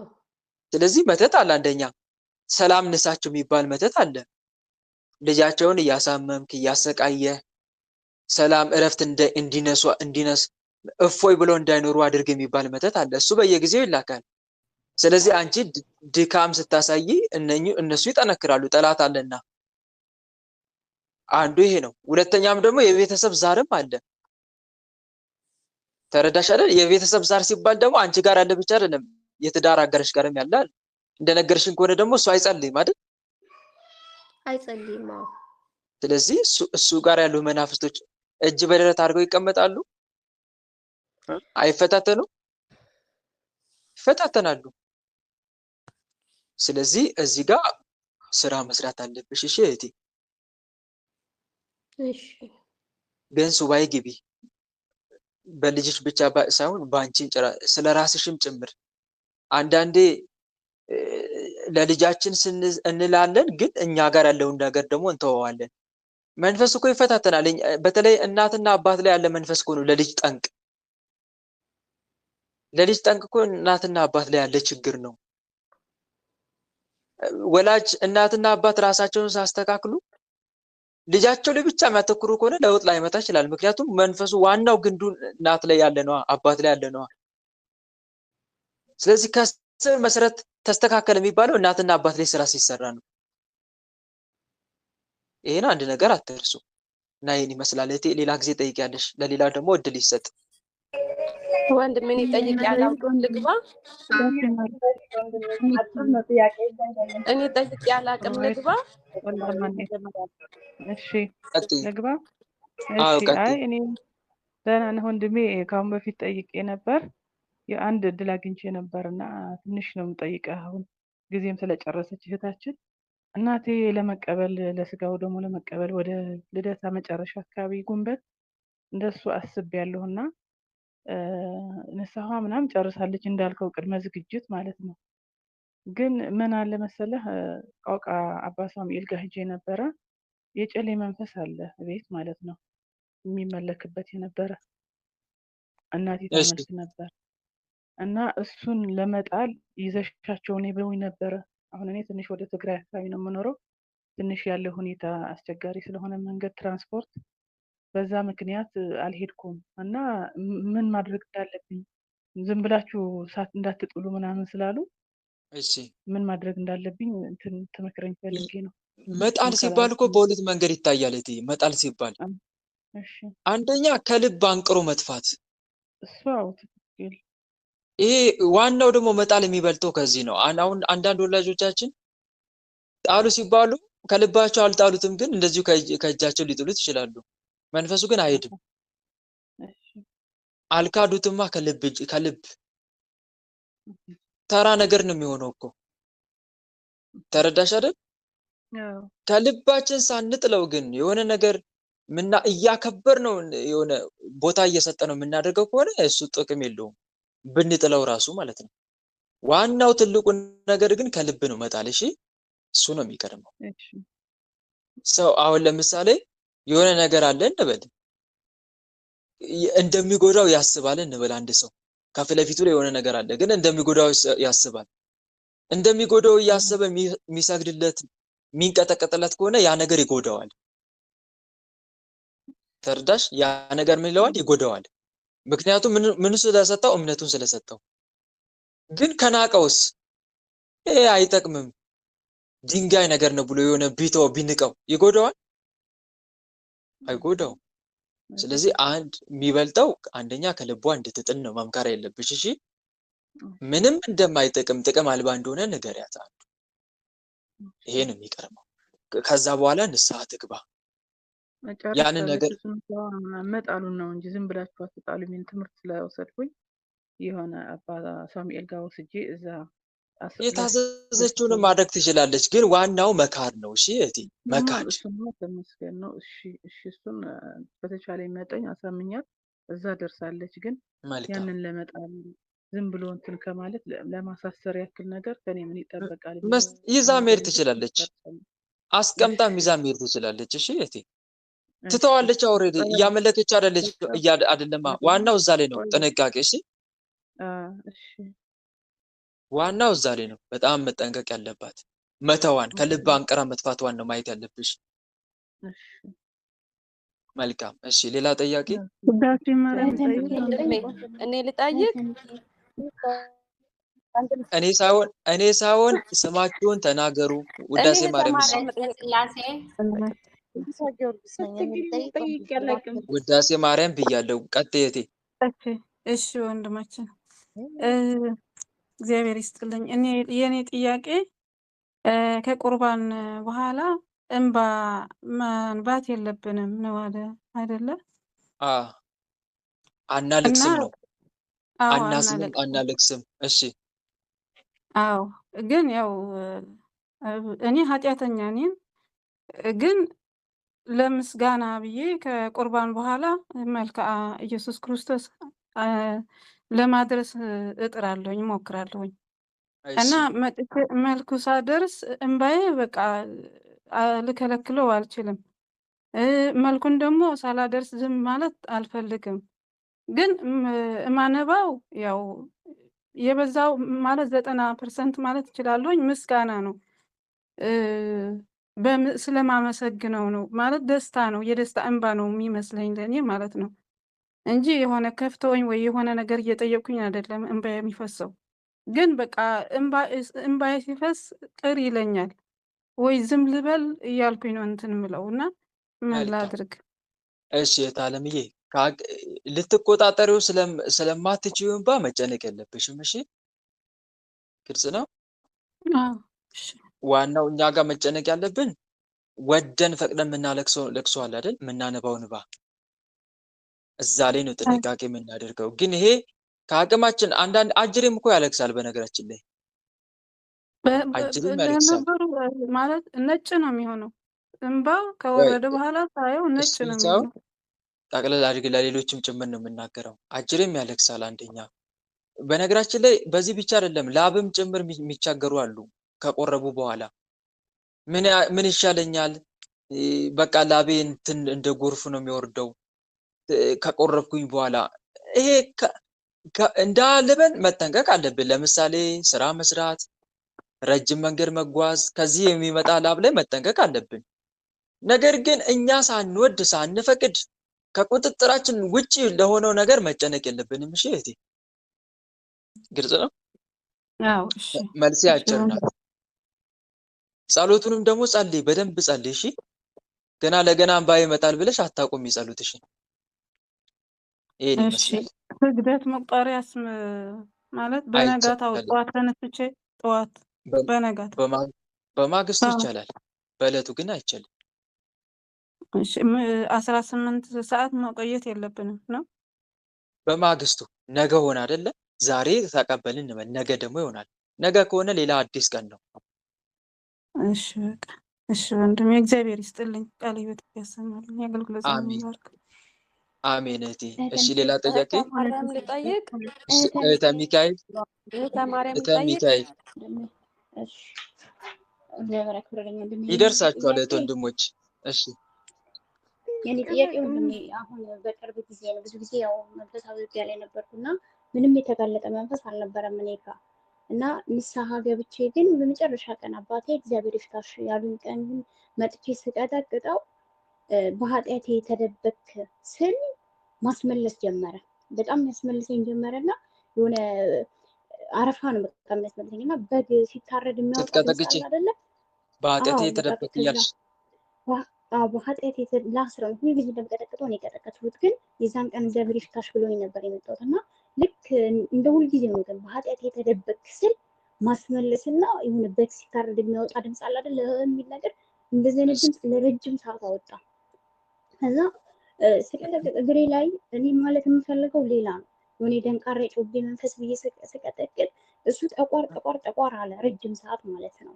እና እኔ በሱ መንፈሱ በዚህ መንገድ ነው ራሱ የሚያጋልጠው ነው። ሁለተኛ ነገር ደግሞ ስዕል አድኖ ፊት በጣም መሳቀቅ ጀመርኩኝ። በቃ ሊያስመልሰኝ ይታገላል፣ ግን ምንም የለም። ግን ሊያስመልሰኝ ይታገላል፣ ዞር ስል ይመለሳል። የሆነ ስዕል አድኖ ፊት መጥፋቱ የሆነ ሊያስመልሰኝ የሚታገለው ነገር በጣም እያሳቀቀኝ መጣ። እና እንዴት ነው ይሄን ነገር ታሰር ብዬ ይሄን ነገር እንዳያደርግ ልቀጥቅጠው ወይስ ራሱን እያጋለጠልኝ ነው? በእርግጥ ራሱን እያጋለጠ ነው። ሲያጋለጥ በዛ መልኩም ያጋልጣል። በራሳችን አንደበት እኮ ነው የሚያወራው። በነገራችን ላይ ሲጋለጥ ግልጽ ነው። በራሳችን አንደበታችን ተጠቅሞ ያወራል። ልዩነቱ ምንድን ነው? ሲያወራ አንደበታችን መቆጣጠር አንችልም። ግልጽ ነው። አንዱ ያ ነው። ወይም ደግሞ የራሳችን አንደበት ይጠቀማል፣ ተጠቅሞ ነው የሚያወራው። የራሳችሁን አንደበት ለሁለት ትጠቀማላችሁ ከመንፈሱ ጋር ማለት በሌላ አነጋገር አንድ መንፈሱ ያወራበታል፣ አንድ እናንተ ታወሩበታላችሁ ማለት ነው። ግልጽ ነው።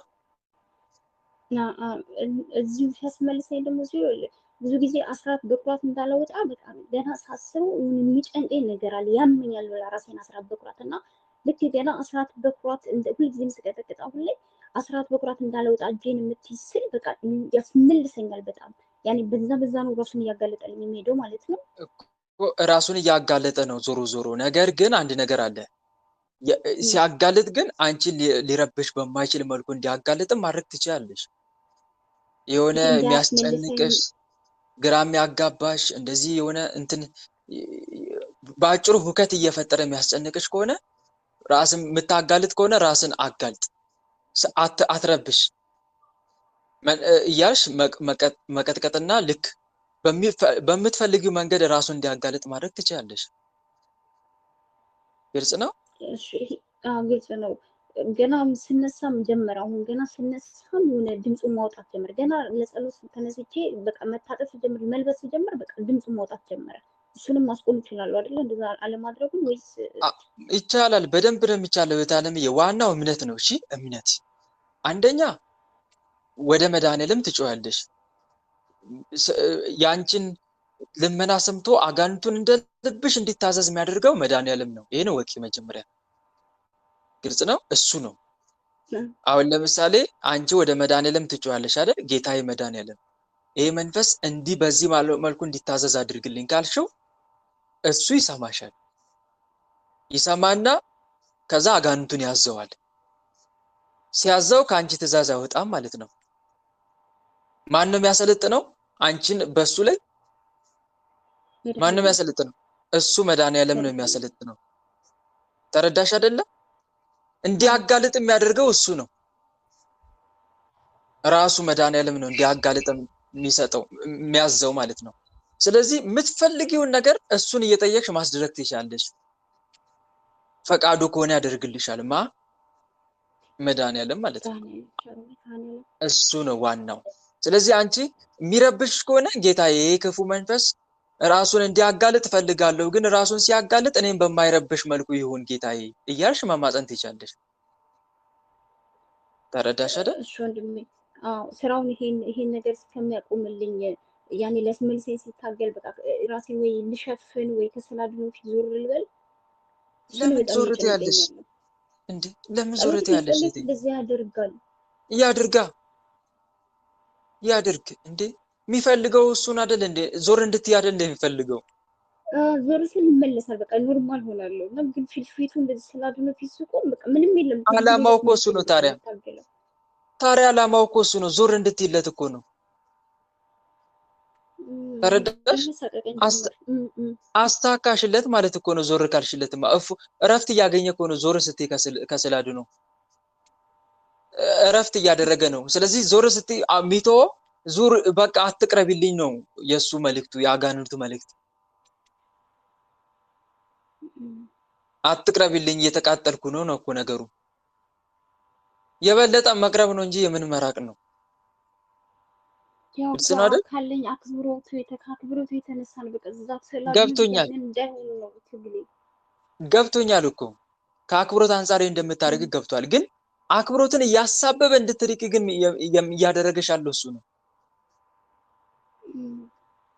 አይሸደል አቅርቦትን ለዛ ነው እኮ በሰይጣን እንዳንታለል ይላል አይደል ቅዱስ ጳውሎስ ሁለተኛ ቆሮንቶስ 2:11 ላይ በሰይጣን እንዳንታለል የሱን ሐሳብ አንስተውምና።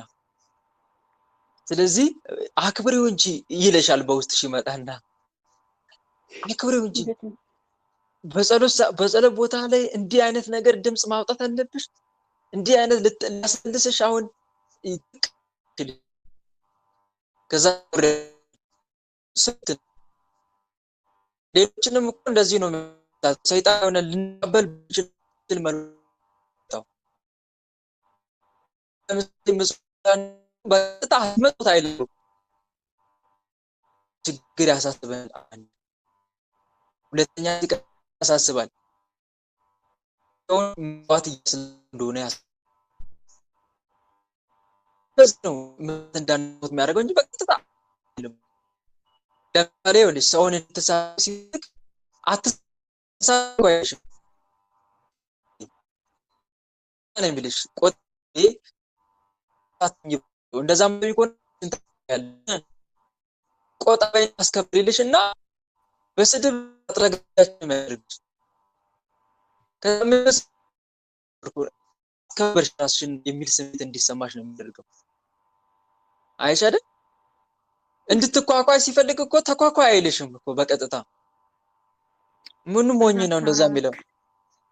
እንደዚህ ሞኝ ነው እንዴ? እንደዛ ተቋቋይ ካለማ ይነቃበታል። ስለዚህ ምን ይላል? ራስሽን ጠብቂ። ሴት ልጅ ራሷን ስትጥል ጥሩ አይደለም። ራሷን ስትጠብቅ ነው ጥሩ። ራስሽንማ አትጣይልሻል። ከቻለ በሊናሽ ካልቻለ ደግሞ በጓደኞችሽ እያደረ ራስን ተንከባከቢ። ከዛ ራስን በመንከባከብ ሰበብ ግን እንዳለ የሜካፕ አይነት ነው የሚያስቀባባሽ። ልክ እንደዚህ ነው የሚያደርገው ጠላት ማለት ነው። ስስታም ሊያደርግ ሲፈልግ ደግሞ እንዴ ገንዘብ መጾች ማን ነው ቆጥብ እንጂ ቁጠባን ለመጂ አርጎ የሌለ ንፉግ ያደርጋል። ወንዶችንም ልክ እንደ ትዕቢተኛ ሊያደርጋቸው ሲፈልግ እንዴ ጀግናሁን ደረትን ነፍተይድ ወንድነ እኮ አንተ ወንድነትን አስከብር እያለ ግን ትዕቢት ውስጥ ያስገባቸዋል። የሆነ አሁን ልክ እንደዚሁ ከሰው ደግሞ ምክር እንዳትቀበሉ ሲፈልግ ደግሞ ምን ያደርጋል መሰላችሁ? አሁን ዛሬ እሺ ካልካት ነገ አናት ላይ ነው ሉጣብህ ምትልክ። ዛሬ ቅርታ ካልካት ከተሸነፍክላት በቃ ትጨፍርብሃለች። እና ስህተትንም እያወቅ ግትር በል። እንደዚህም የሆኑ እኮ ሰዎች አሉ። ራሴንማ አላሳንስም በሷ ፊት ብለው ስህተታቸውን እያወቁ የሚከራከሩ አሉ። ግን ስህተትን አምኖ መቀበል ከክብር ያሳንሳል? ወንድሞች እስቲ ንገሩኝ። አያሳንስም አይደል? ግን እንደዚህ የሚያስቡ ሰዎች አሉ። ስህተቴን አምኜ በመቀበሌ ጥፋቴን ከተስማማውኝ ትንቀኛለች፣ ጥፋቴን ከተስማማውኝ ይንቀኛል። እንደዚህ ብለው ስህተታቸውን እያወቁ ድርቅ የሚሉ አሉ። ጥሩ አይደለም። ግን ለብዙ ሰው አለመስማማት ውስጥ ከብዙ ሰዎች ጋር ነው የምንጋጨው።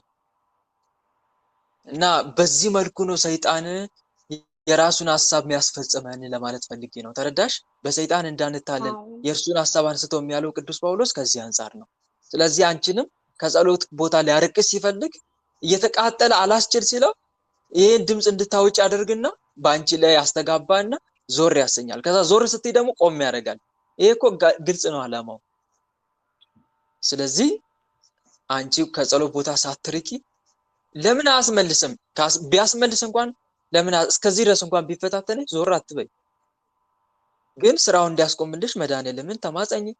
ጌታ ሆይ ይሄ ክፉ መንፈስ እንዲጋለጥ ፈልጋለሁ፣ ግን በዚህ መልኩ እያስጨነቀኝ እንዲጋለጥ አልፈልግም። ጌታዬ እባክን አስገዛልኝ ጠላቴን፣ በምፈልገው መንገድ እንዲጋለጥ አድርግ ብለሽ መማጸን ትችያለሽ። ግልጽ ነው። በነገራችን ላይ አሜን። በነገራችን ላይ ወንድሞች መንፈስ አንዳንዴ እናንተ በማትፈልጉበት ሰዓት የሚጋለጥበት ጊዜ አለ አይደል? የሆነ አንዳንዴ ከሰው ጋር እያወራችሁ ደባልቆ ያወራባችኋል፣ ይዘባርቃል። መቆጣጠር እኮ ይቻላል እንደዚህ እንዳያደርግ። ከኛ ፍቃድና ውጭ ወጥቶ በማንኛውም ታይም እንዲያወራ እንዲጋለጥ እንዳናደርገው ማዘዝ እንችላለን። ስነ ስርዓት ያዝ። ከኔ ቁጥጥር ውጪ ራስን እንዳታጋልጥ ካላችሁት እኮ አይጋለጥም። አርፎ ቁጭ ይላል። ግን ጥንካሬ ይወስናል። የኛ መንፈሳዊ ጥንካሬ ይወስናል። በጸሎት ሰዓት ብቻ ራሱ እንዳያጋልጥ ማድረግ ትችላላችሁ። ልክ ስትቆሙ ለጸሎት አሁን የመቁጠሪያ ታይም አለ አይደለም? የስግደት ታይም አለ፣ የጸሎት ታይም አለ፣ የመቁጠሪያ ታይም አለ። የመቁጠሪያዋ ታይም ላይ ብቻ ራሱ እንዲያጋልጥ ማድረግ ትችላላችሁ። እሱንም ለመፈተሽ ማን የገባው አዲስ ብሎ ለመጠየቅ፣ ዛሬ የምትሄድ ማን ብሎ ለመሸኘት ይቻላል። ራስ ላይ ያለው መንፈስ እኮ በራስ መሸኘት ይቻላል። እሺ ዛሬ አዲስ የገባ ውጣ ቶሎ በል ተስር ብላችሁ ማሰር ትችላላችሁ። ዛሬ የምትሸኙ ተዘጋጁ ብላችሁ ማሸኘት ትችላላችሁ ራስ ላይ ያሉት መናፍስት። ግን ይሄ ጥንካሬ ይፈልጋል። መንፈሳዊ ጥንካሬ፣ ብርታት ያስፈልጋል። የኔ ምኞት እንደዛ ነው። ራሳችሁን ሁላችሁም ችላችሁ ራሳችሁ ላይ ያለው መንፈስ እንድታስሩ፣ እንድትሸኙ፣ ራሳችሁ ጋር ያሉትን መናፍስት በራሳችሁ እንድትቆጣጠሩ። ይሄ በጣም ትልቅ ነገር ነው። በጣም ትልቅ ነገር ነው። ወደዛ ማደግ አለብን። ወደዛ ይሄ መንፈሳዊ እድገት ይባላል። መንፈሳዊ እድገት እና አንዱ ይሄ ነው። ወደዚህ መንፈሳዊ እድገት ለመምጣት ደግሞ አንደኛ በእምነት ማደግ አለብን። በእምነት ስናደግ ራሱ ይታዛል። መንፈሱ ከቁጥጥራችን ውጭ አይወጣም። በተለይ በዚህ ቃል መታመን ጌታ የተናገረው ቃል አለ ሉቃስ ወንጌል ምዕራፍ 9 ላይ ምዕራፍ 10 ላይ እነሆ እባቡን ጊንጡን ትረግጡ ዘንድ በጠላት ኃይል ሁሉ ላይ ስልጣን ሰጥቻችኋለሁ የሚጎዳችሁ ምንም የለም በሚለው ቃል መታመን። ያኔ ስንታመን ይታዘዛል ሳይወድ በግዱ እና አንዱ ይሄ ነው። እሺ ሌላ ጥያቄ?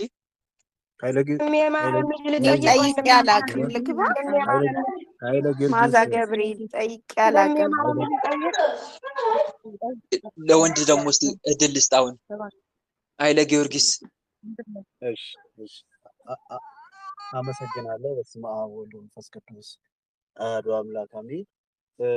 እድሉ ስለሰጠኝ አመሰግናለሁ። ምናልባት ከጊዜ አኳያ ረዘም ያለ ሰዓት እንዳልወስድ ትገድበኛለህ። እሺ በአሁኑ ሰዓት የአንድ ልጅ አባት ነኝ እና ከባለቤቴ ጋር ከዚህ በፊት ከጋብቻ በፊት አብረን በምንውልበት ሰዓት ላይ በጣም ከፍተኛ መንፈስ ነበረባት እና ይሄ መንፈስ ምንድን ነው? ይሄ ቶታሊ የሚቀይራት ነው። ቤተክርስቲያን ስትገባ ያስጨዋታል እና በዚህ በጓደኝነት በአጭር ጊዜያቶች ውስጥ ወደ ትዳር ገባ። አትሊስት ይሄ ችግርም እያለ እነዚህ የተለያዩ በመንፈስ ዙሪያ ላይ በሚያጠምቁ አባቶች ጋርም ሄደን ነበረ እና እነሱ ይሄ ችግሯ እስኪወገድ ድረስ ወደ ጋብቻ ባትገቡ ጥሩ ነው፣ ከባድ ነው የሚሆንብህ አንተ ብለውኝ በግልም አማክረውኝ ነበር። እኔ ግን ኦልሬዲ እነዚህን ነገሮች ሁሉ ቸል በማለት ኢቭኒት በቤት ውስጥ ሀዘን እያለ ወደ ጋብቻ ገባሁኝ። ወዲያው ከጋብቻ በኋላ በቤተክርስቲያን ስርዓት ነው ወዲያው ወደ ልጅም መጣ። ልጅም መጥቶ በቤት ውስጥም እያለን ፈተናው በጣም ከባድ ነበረ። እርጉዝም ሆና በሆዷ ያስተኛታል። በቃ በጣም እንትን ነው እና በመንፈሳዊ አያያዟ ደግሞ አሁን በምንለው በግራ በኩል ነች። በእነዚህ በመቁጠሪያ በስግደት ዛሬ ግዝት ነው እንዴ በሚለው ሂደቱ ላይ በመንፈስ ቶታሊ አታምንም። ይህንን ፕሮግራም ስሰማ ሌሎቹንም ነገሮች ስሰማ ስለ መንፈስ መስማት ምን ያደርጋል የሚል እሳቤ ነበራትና በሆነ ጊዜ በኋላ አብረንም ልጁም ከተፈጠረ በኋላ በቃ እኔም በጥልቀት ወደ መቁጠሪያና ጸሎት ውስጥ ስገባ በቃ የበለጠ ጥላቻ በውስጤ በቃ ማለት በጣም ለቃላቱ እንትን ቢሆንም ያው አጋሬ ብትሆንም ውስጤ በጣም ጥላቻ እያደረ መጣ። በቃ ወደ ቤት ላለመግባት ሁላ ቤትም እሱም ይነሳል። አንዳንድ ጊዜ አንቆኝ ሁላ ከግድግዳ ጋር እንትን ይላል፣ ቢላ ይዛል። በቃ በጣም ከባድ ነው። እንዲቀላል የምንለው አይደለም። ምናልባት ከአዲስ ኪዳን ከብሉይ ኪዳን መጽሐፍ ጥቅስ ተጠቅሶ ያው ቻለው የሚባል እሷ ላይ ሆኖ ነው አንተ የሚያንቀህ እሷ ላይ ሆኖ አዎ እቃ ይወረውርብኛል። ቤት ውስጥ ያለው ነገር ስራ ቦታ ሞኜ ደውልና እንደዚህ ነው ብሎ እንትን ይላል እና እንትኑ ከበፊት ጀምሮ ከልጅነቷ ጀምሮ አብሮ የመጣ ነው እና የዛሩ ወላጅ ነኝ ነው የሚለው እሱና ሌላም መተትም አለው ነው የሚለው። ግን በቃ እነዚህ ነገሮች ባሉበት ሂደት ላይ እኔ በቤት ውስጥ ሌላ ደግሞ ነገር ተፈጠረ። ወደ ቤተክርስቲያኑ ትሳረግ እሷም አሁን ባልኩት መንገድ ለምንድን ነው ማትገባው የሚለውን ነገር ሳይ በቤት ውስጥ በራስጌና በእንትን አልጋ ስር እንቅልፍ በጣም ቸገር ነበረ። ከእሷ ጋርም ከሆኑ በኋላ እኔ የእሷ ላይ ከእሷ ያለው መንፈስ ያስቸግረኝ ነበር። እኔ የምልህ አቤት እስቲ የምጠይቅም ብቻ መልስልኝ። የቅዱስ ቁርባን ህይወት አለ? አዎ እሁድ ትቀበላላችሁ? አይ እሷ ቶታሊ የኔ ከስራውም አኳያ እንትን አደርግ ነበር። እሷ በጣም ራቀች። እንሂድም ስላት የተለያየ ምክንያቶች ነበረ የምትሰጠኝ። እኔ ግን ይህንን ችግር ሲፈጠር በድግግሞሽ እሷ በሌለችበት በድግግሞሽ መውሰድ ጀመርኩኝ። አንተ በራስህ ብቻ? በራሴ መውሰድ ጀመርኩኝ። እሷ በቃ የተለያየ ምክንያት ነው። ዛሬ በዚህ ቦታ ሄዳለሁ የማይሆን ነው ምክንያት የሚሰጠው። ነገ ልትቀበር ስትል የሆነ ነገር እጄን እንደዚህ ያደረገኝ የሚል ምክንያት ነበረ የሚሰጠው እና ወደዛም የመቅረብ እድሏ በጣም የሳሳ ነበር። አሁን እኔ ምንድነው ልክ ይሄንን ድግግሞሽ ወደ እንትኑ ሳረግ ያው በቃ በራሷ ሰዓትም ቤቱን ጥላ ሄደች። የተወሰነ ጊዜ ቤት ውስጥ ቆየውኝ። ከዛ በኋላ እና የምትፈልጊውን እቃ ውሰጂና እቃ እንትን አድርጊኝ፣ የባዶ ቤት ብር አልከፍልም ክራይ አልኩኝ። የንስሐ አባትም ሲነገራቸው ታሪኩን በተወሰነ መንገድ ስለ መናፍስት አያውቁም፣ ግን እንደሚያማት ያውቃሉ። ከዚህ በፊት እሳቸውም እዛው ቤተክርስቲያን እንደሚያማት ያውቁ ነበርና መጀመሪያ ይሄ ነገር ባይሆን ጥሩ ነበረ። አሁን ግን እንደዚህ ሆነ። እኔ አሁን እስከዛሬ ድረስ በርካታ ልጆች ድሬ ነበረ። አሁን አንተን ድሬ በቤተ ክርስቲያን የእግዚአብሔር ፊት የገባችሁትን ቃል ስታጥፉ እኔ ለአንተ ምን አይነት ንስሐ ነው የምሰጠው? እኔ አሁንም የምፈልገው ወደ ስጋና ደግሞ መመለስ ነው የምፈልገው። እኔ ከእሷ ጋር እንትን ማለቱ አይደለም። ያ በማጣቴ በህይወቴ ላይ ብዙ መሰናክል እየመጣብኝ ነው።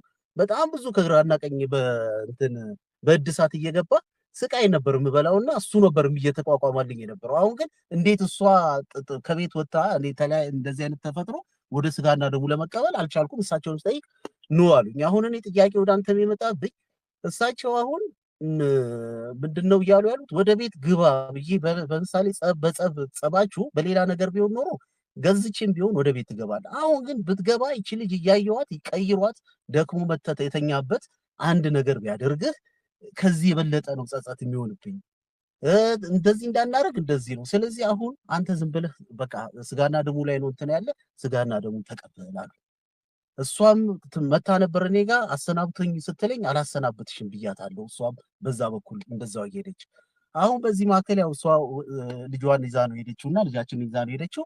አሁን እኔ በዚህ ሰዓት ላይ ቀጥታ እስከ በርሜል ጊዮርጊስ ድረስ በመሄድ በቃ ሱባኤ 3-4 ጊዜ ጻርቃኔም ስራውን በመተው ይሄድ እንትን ጻርቃኔ 2 ጊዜ ገብቻለሁ። አንዴ ምንም እንትን ያልኩት የለም። አንዴ ምናልባት እንትን የሚል ከሆነ ያየሁትን በገሃድ በርሜል ጊዮርጊስ የሄደ ሰው እንትን ሊገነዘቡ ይችላል።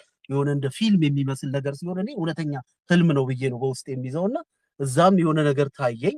እንደገናም ጻርቃኔም ታየኝ። እንደገና ደግሞ አካካውም አርሴማ መጣውና በአርምሞ ይሄ እዛም ገባው። ምንም ነገር የለም። በዚህ መካከል ግን ያው እሷ በቃ ይሄ የምንዝር ጌጥ የሚባል ጥፍር ላዩ ላይ ለጥፋ በቃ ይወት ልዩ ልዩ ሱሪ ማድረጉን ምን ማድረጉን ወደዛ ውስጥ ገባች። እኔ አሁን ተመልሶ ወደ ቤቱ የመግባቱ ሳይሆን እሳቸው እንዳሉኝ የንስሐ አባት እኔ ኃላፊነቱን ወስዳለሁ፣ አንተም ስጋ ደሙን ተቀበል፣ ቀጥል። እንትን የሚያደርገው ነገር የለም ሌላ ነገር ውስጥ እስካልገባ ወይ ከሴት ጋር እስካልተኛ ሌላ ነገር ካልገባ እንትን ማነው ስጋ ደሙ ተቀበል አሉኝ። አሁን እኔ ወደ ስጋና ደሙ ለመቀበል ደግሞ በርሜል ሄጄ ያየሁት ነገር ውስጤ ስላለ ፍራቻዬ በጣም አየለብኝ። ምናልባት በየዋህነት እሳቸው ይህን ነገር አድርገውኝ እኔ እዛ ውስጥ በመግባቴ በእሳቸው በኩል ነው። ቆይ ወንድሜ አሁን ከእሷ ጋር እየኖርክ ነው አይደለም? ተለያይታል ማለት ነው? እንትኑ ፊርማ አልቀደርም ያለውን ዕቃ እንትን አድርገን እሷም ከቤተሰቧ ጋር ነው እኔ የሚጠበቅብኝን እርዳታ አደርጋለሁ እንጂ አብረን አንኖርም። በልጅቷ በኩል በህፃኗ በኩል ብቻ ስታምጥታ ታገናኘኛለች። ይዣት ልጅቷን አጫውቼ መመለስ ነው። መልካም። እሺ ወንድሜ አንድ ነገር መረዳት መቻል አለብን። ይኸውላችሁ ለወደፊቱ ማለት ነው ወንድሞች፣ በተለይ አንደኛ ጋብቻ ስንመሰረት ሱባኤ ገብተን ፈጣሪያችንን ጠይቀን ቢሆን በጣም አሪፍ ነው። አንድ ይሄ መጀመሪያ መልእክቴ ነው። እንደዛ ነገር አለ ወንድሜ ያኔ መጀመሪያ?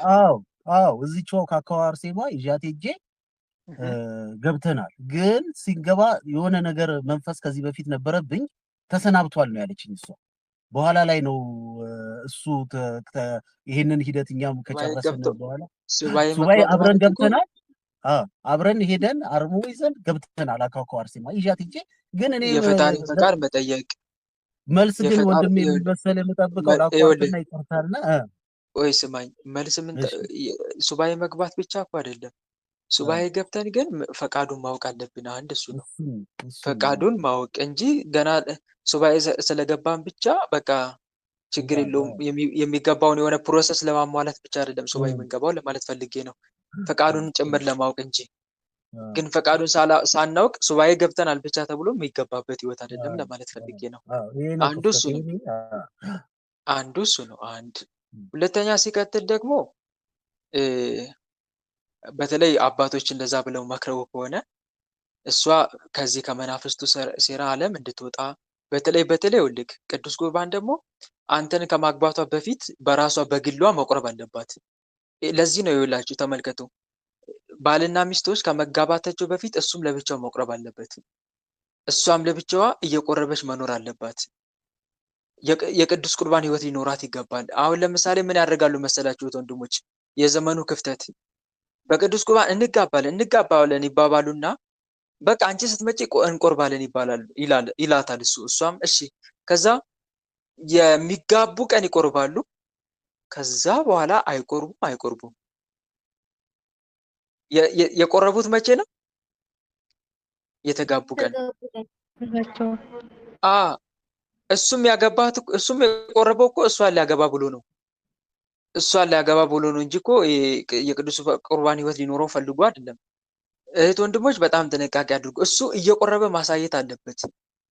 እህቶቼ የትዳር የእጮኛ ስትይዙ ግን ከጋብቻ በፊት ያልነበረውን የቅዱስ ቁርባን ህይወት ከጋብቻ በኋላ ያመጣል ማለት ዘበት ነው እና እየቆረበ ይኖራል። እሑድ ቀን እየሄደ እያስቀደሰ ቆርቦ ይመጣል ወደ ቤት። ይሄ እንደዛ ከሆነ ከገባ በኋላ በዚህ ቅዱስ ቁርባን ህይወት ለመቀጠል አያዳግተውም።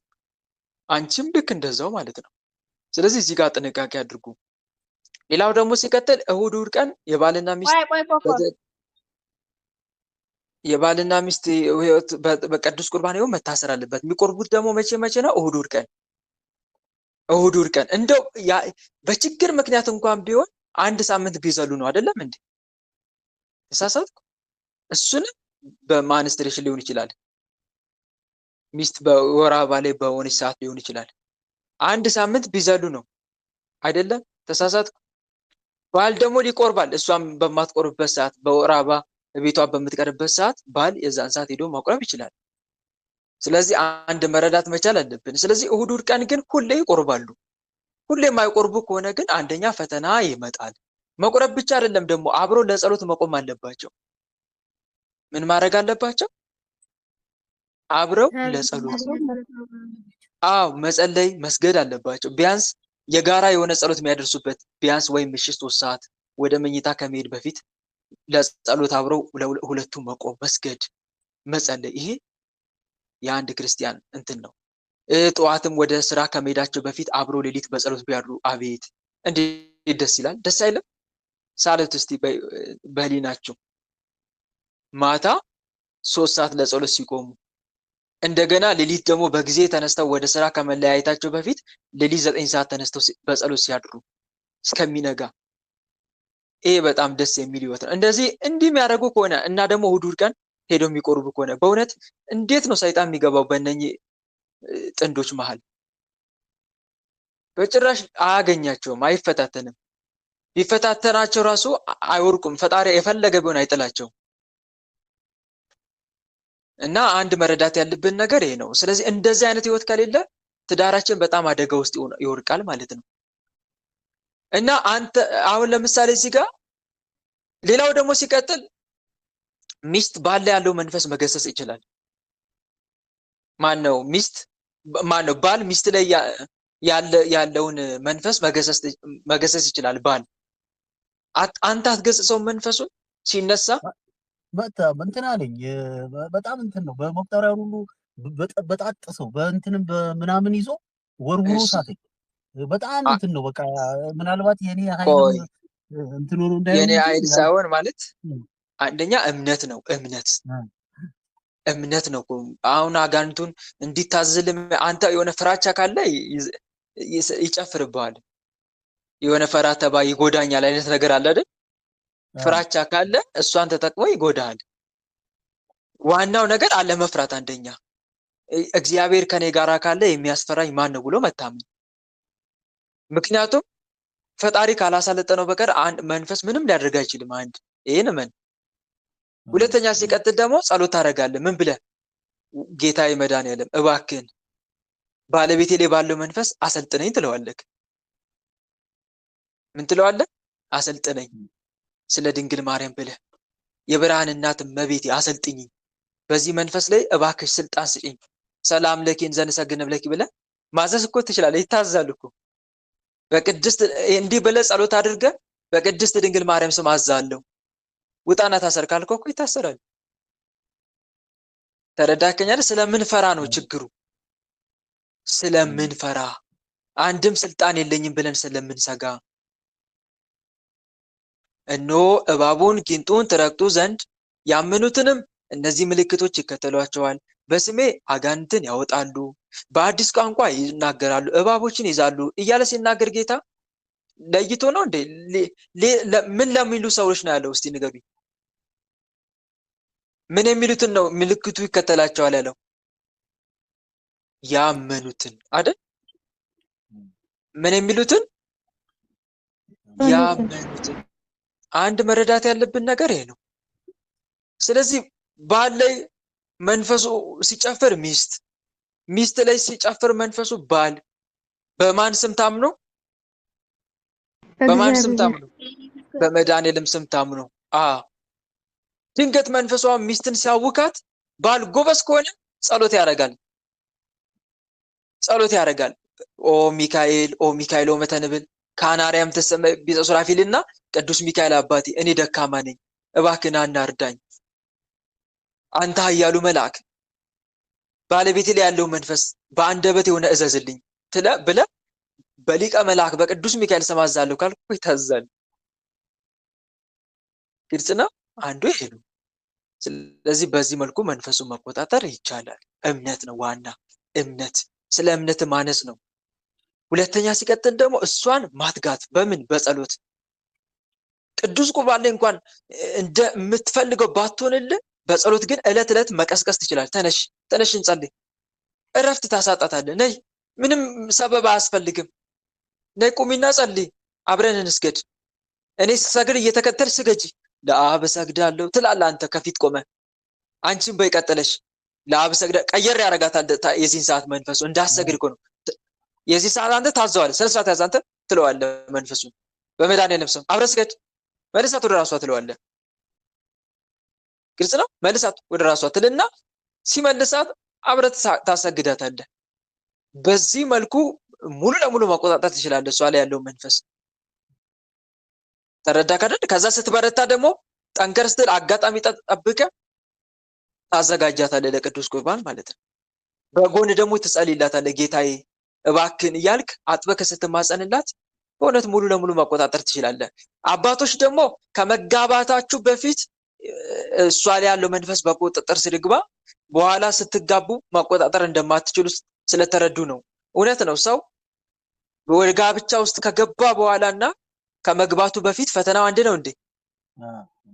አንድ ነው? አንድ አይደለም። ስለዚህ ከዛ አንጻር ነው እሷ ተቆጣጠራ እንድትይዝ ነው። አንድም ደግሞ ጋብቻውን ከፊት ለፊት እያሰባችሁት አተጉ ለውጥ ለማምጣት ትተጋላችሁ አይደል እኮ። አንዱ ይሄ ነው፣ እንድትተጉም ጭምር ነው። ጋብቻውን እየጓጓችሁ ይህንን መንፈስ ከህይወታችሁ ለማስወጣት እንድትተጉም ጭምር ነው። ይኸው ተጋባችሁ፣ ተኛችሁ። ከዛ በኋላ ቆመ መንፈሳዊነቱ። አጅሬ ደግሞ ይተኛል እሱም አብሮ። አንዱ ከዛ አንጻር ነው። ስለዚህ ምክራቸው መልካም ጥሩ ነበር። ያም ሆኖ ይህ ግን አሁንም እንዲሁ ማድረግ ይቻላል ለማለት ነው። ግልጽ ነው። ቅዱስ ቁርባን በተመለከተ ባል ከሚስት ተለያይቶ መቁረብ ይችላል የሚለው ነገር በሩካቤ ስጋ አንድ ማይሆን ከሆነ አንድ፣ በተለይ እናንተ አሁን ተለያይታችኋል አይደል? እሷ ካላገባች አምጥተህ አሁንም አብረ መኖር ትችላለህ። አብረ በአንድ ህይወት ውስጥ አብራችሁ መኖር ትችላላችሁ። ነገር ግን ለመኖር አስቀድሞ ምን ማድረግ ያስፈልጋል? በተለይ በጋብቻ ግን እሷ ምን መሆን አለባት? አብራ መቁረብ አለባት። እሷ ሳትቆርብ ከሆነ የሆነ እሷ ማትቆርብ ከሆነ ወይም ደግሞ አሁን ድጋሚ መታ መኖር የምትፈልግ ከሆነ እሷ እስከምትቆርብ ድረስ አልጋ ትለያለህ። ተረዳክ? አልጋ ለይተህ አንተ እየቆረብክ ትኖራለህ። ከዛ እሷ ወደ ቅዱስ ቁርባን ህይወት ንስሐ ገብታ ስትመጣ አብራችሁ መኖር ትችላላችሁ ማለት ነው። ንስሐ ገብታ ሲሆን ግልጽ ነው። ይሄን ይመስላል። አሁን ባለበት ደረጃ አሁን ኦልሬዲ ወደ ቤትም ማምጣት አንችልም። አሁን ባልኩ ደረጃ ፈተናው በዚህ መልኩ ነው የሆነው እና እግዚአብሔር ቀጣዩን ነገር የሚያመጣውን እዚህ ሆነን በግል ስጋና ደሙን እየተቀበልኩ መቀጠል አልችልም ወይ ነው በእንትኑ። ግን አሁን ባልከኝ ደረጃ የግድ እሷም መቀበል አለባት። አሁን እሷን ደግሞ ወደዚህ ለማምጣት አሁን ባልኩ ደረጃ ነው። እሷም ሳወራት ቁጭ አድርጌ ሳወራት የምትለኝ ምንድነው አሁን ከአንተ ጋር ከተለያየው በኋላ ይሄ መንፈሱ መጥቶ አያውቅም፣ የሚቀይረኝ መንፈስ መጥቶ አያውቅም። እየተቀየረ ያንተ ኮተት ነበር የሚያስቸግረኝ እንትን አያውቅም። ግን በተግባር ደግሞ መሬት ላይ ሳያት አሁን እንዳልኩ ከዚህ በፊት የምከለክላትን ወደ ዓለማዊ ህይወት ልትገባ ስትል የምከለክላትን እነዚህ እያጠፋት ነው። አዎ የምንዝር በቃ ቶታሊ አሁን እሱ በቁጥጥር ሱር አውሏት በዛ በኩል ያ ነገር እስኪሆን ድረስ እኔ ግን እዚህ ጋር ደግሞ የግል ህይወቴ በዚህ በእድሳት በጣም እየተሰቃየው ስለሆነ እኔ ይሄኛውን መንገድ ያኛውን እግዚአብሔር እኔ ወደ ሌላ ህይወት እስካልገባው ድረስ ከስጋና ደሙ እንትን እያልኩ ለምን እንትን አላረግም? ይከለክለኛል ወይ? አሁን ከአባተ ጋር የሚያወራው ይሄን አድርጌ ተቀበል ብለውኛል። ግን ፍራቻዬ አሁን ቅድም ባልኩት ልክ እንትን ጊዮርጊስ በርሜል ጊዮርጊስ ያየሁት ነገር ስላለብኝ ፍራቻዬ ወደ ኋላ እየሰማኝ ነው። ምንድን ነው ያየው? እንዳትቀበል የሚያደርግ ነው ያየው ወይስ እንድትቀበል? ምንድነው መሰለ የሆነው ልክ በመካከላችን ይሄ እሷም አብረን እየኖርን ወደ መጨረሻው አካባቢ እየኖርን እያለ ሁለት ጊዜ በቃ ማታ ለጸሎት 3 ሰዓት እንትን አድርጌ ተነስቼ ጸሎቱን እስከ 6 ሰዓት እስከ 7 ሰዓት ጨርሼ በዛው ልብስ ለባብሼ ልቀበል ወጣሁኝ ሳልነግራት። በቃ ኦን ኦፍም ስለሚያረጋት ውስጤም ቅድም ባልኩ በጣም በቃ ቤት ውስጥ ለመምጣትም ጥላቻ ስለነበረብኝ አለ ሳላናግራት እንደ ማክሮፍ አድርጌ ተነስቼ 2 ቀን ሄጄ ተቀበልኩ። በርሜል ጊዮርጊስ ሲሄድ 2ቷን ቀን ነጭ የለበሱ አንተን እኔ በወቅቱ መላእክት ነው ብዬ ማየው 2ቷን ቀን የተቀበልኳት በነጭ ዕቃ እየተቀበሉ ወስደው ሌላ ቦታ 2ቷን ቀን ወስደው ሲያስቀምጡ አየውና ይሄን ስፈታው በግል ያቺ 2 ቀን እሷን እንደዚህ አድርጌ ሄጄ የተቀበልኳት ነች ብዬ በውስጤ ፍራቻዬ እንትን አለብኝ እና አሁን እኔ ደግሞ ገባው እንዳልኩ ነው በአቅሜ አሁን ካለኝ ከስራ አኳያ ጻድቃኔ ድረስም ሄጄ ገባው እንትንም ማነው ኳካዋም ገብቼ ገባው። በቃ የማያቸው ነገሮች አንደኛ ከሷ ጋር ያየሁት ምናልባት እንደ ፍቺ ካስቀመጥክልኝ እንደው አንተም ብል በጣም ትልቅ ካካው አርሴማው በቤተክርስቲያን አይደል የተጋባችሁት ወንድሜ? በቤተክርስቲያን። ስለዚህ በቤተክርስቲያን እንደዚህ በራሳችን ፍላጎትና ፈቃድ የምንፋታው እኮ አይደለም። ይኸውልህ በቤተክርስቲያን አስተምሮ ያለ ዝሙት ምክንያት ነው የሚለው። ለመለያየትን ዝሙትን ነው ምክንያት ያደረገው ገባክ? እንጂ በራሳችን ፈቃድ ጸባዩ ብለን የምንፋታው ነገር አይደለም። ትዳር ማለት ለየት የሚያደርገው አንዱም ይሄ ነው። አሁን ወረቀቱ ይቀደድ እንጂ ተፋታን ብሎ መደምደምም አይቻልም። ተረዳክ አይደል? አንድ ነው። በስጋው ደግሞ አንድ ሆናችኋል። አንተ ማለት እሷ ማለት አንተ ነህ። ገባክ አይደል? አደራክም ጭምር ናት እሷ። አንድ መረዳት ያለብን ነገር ይሄ ነው።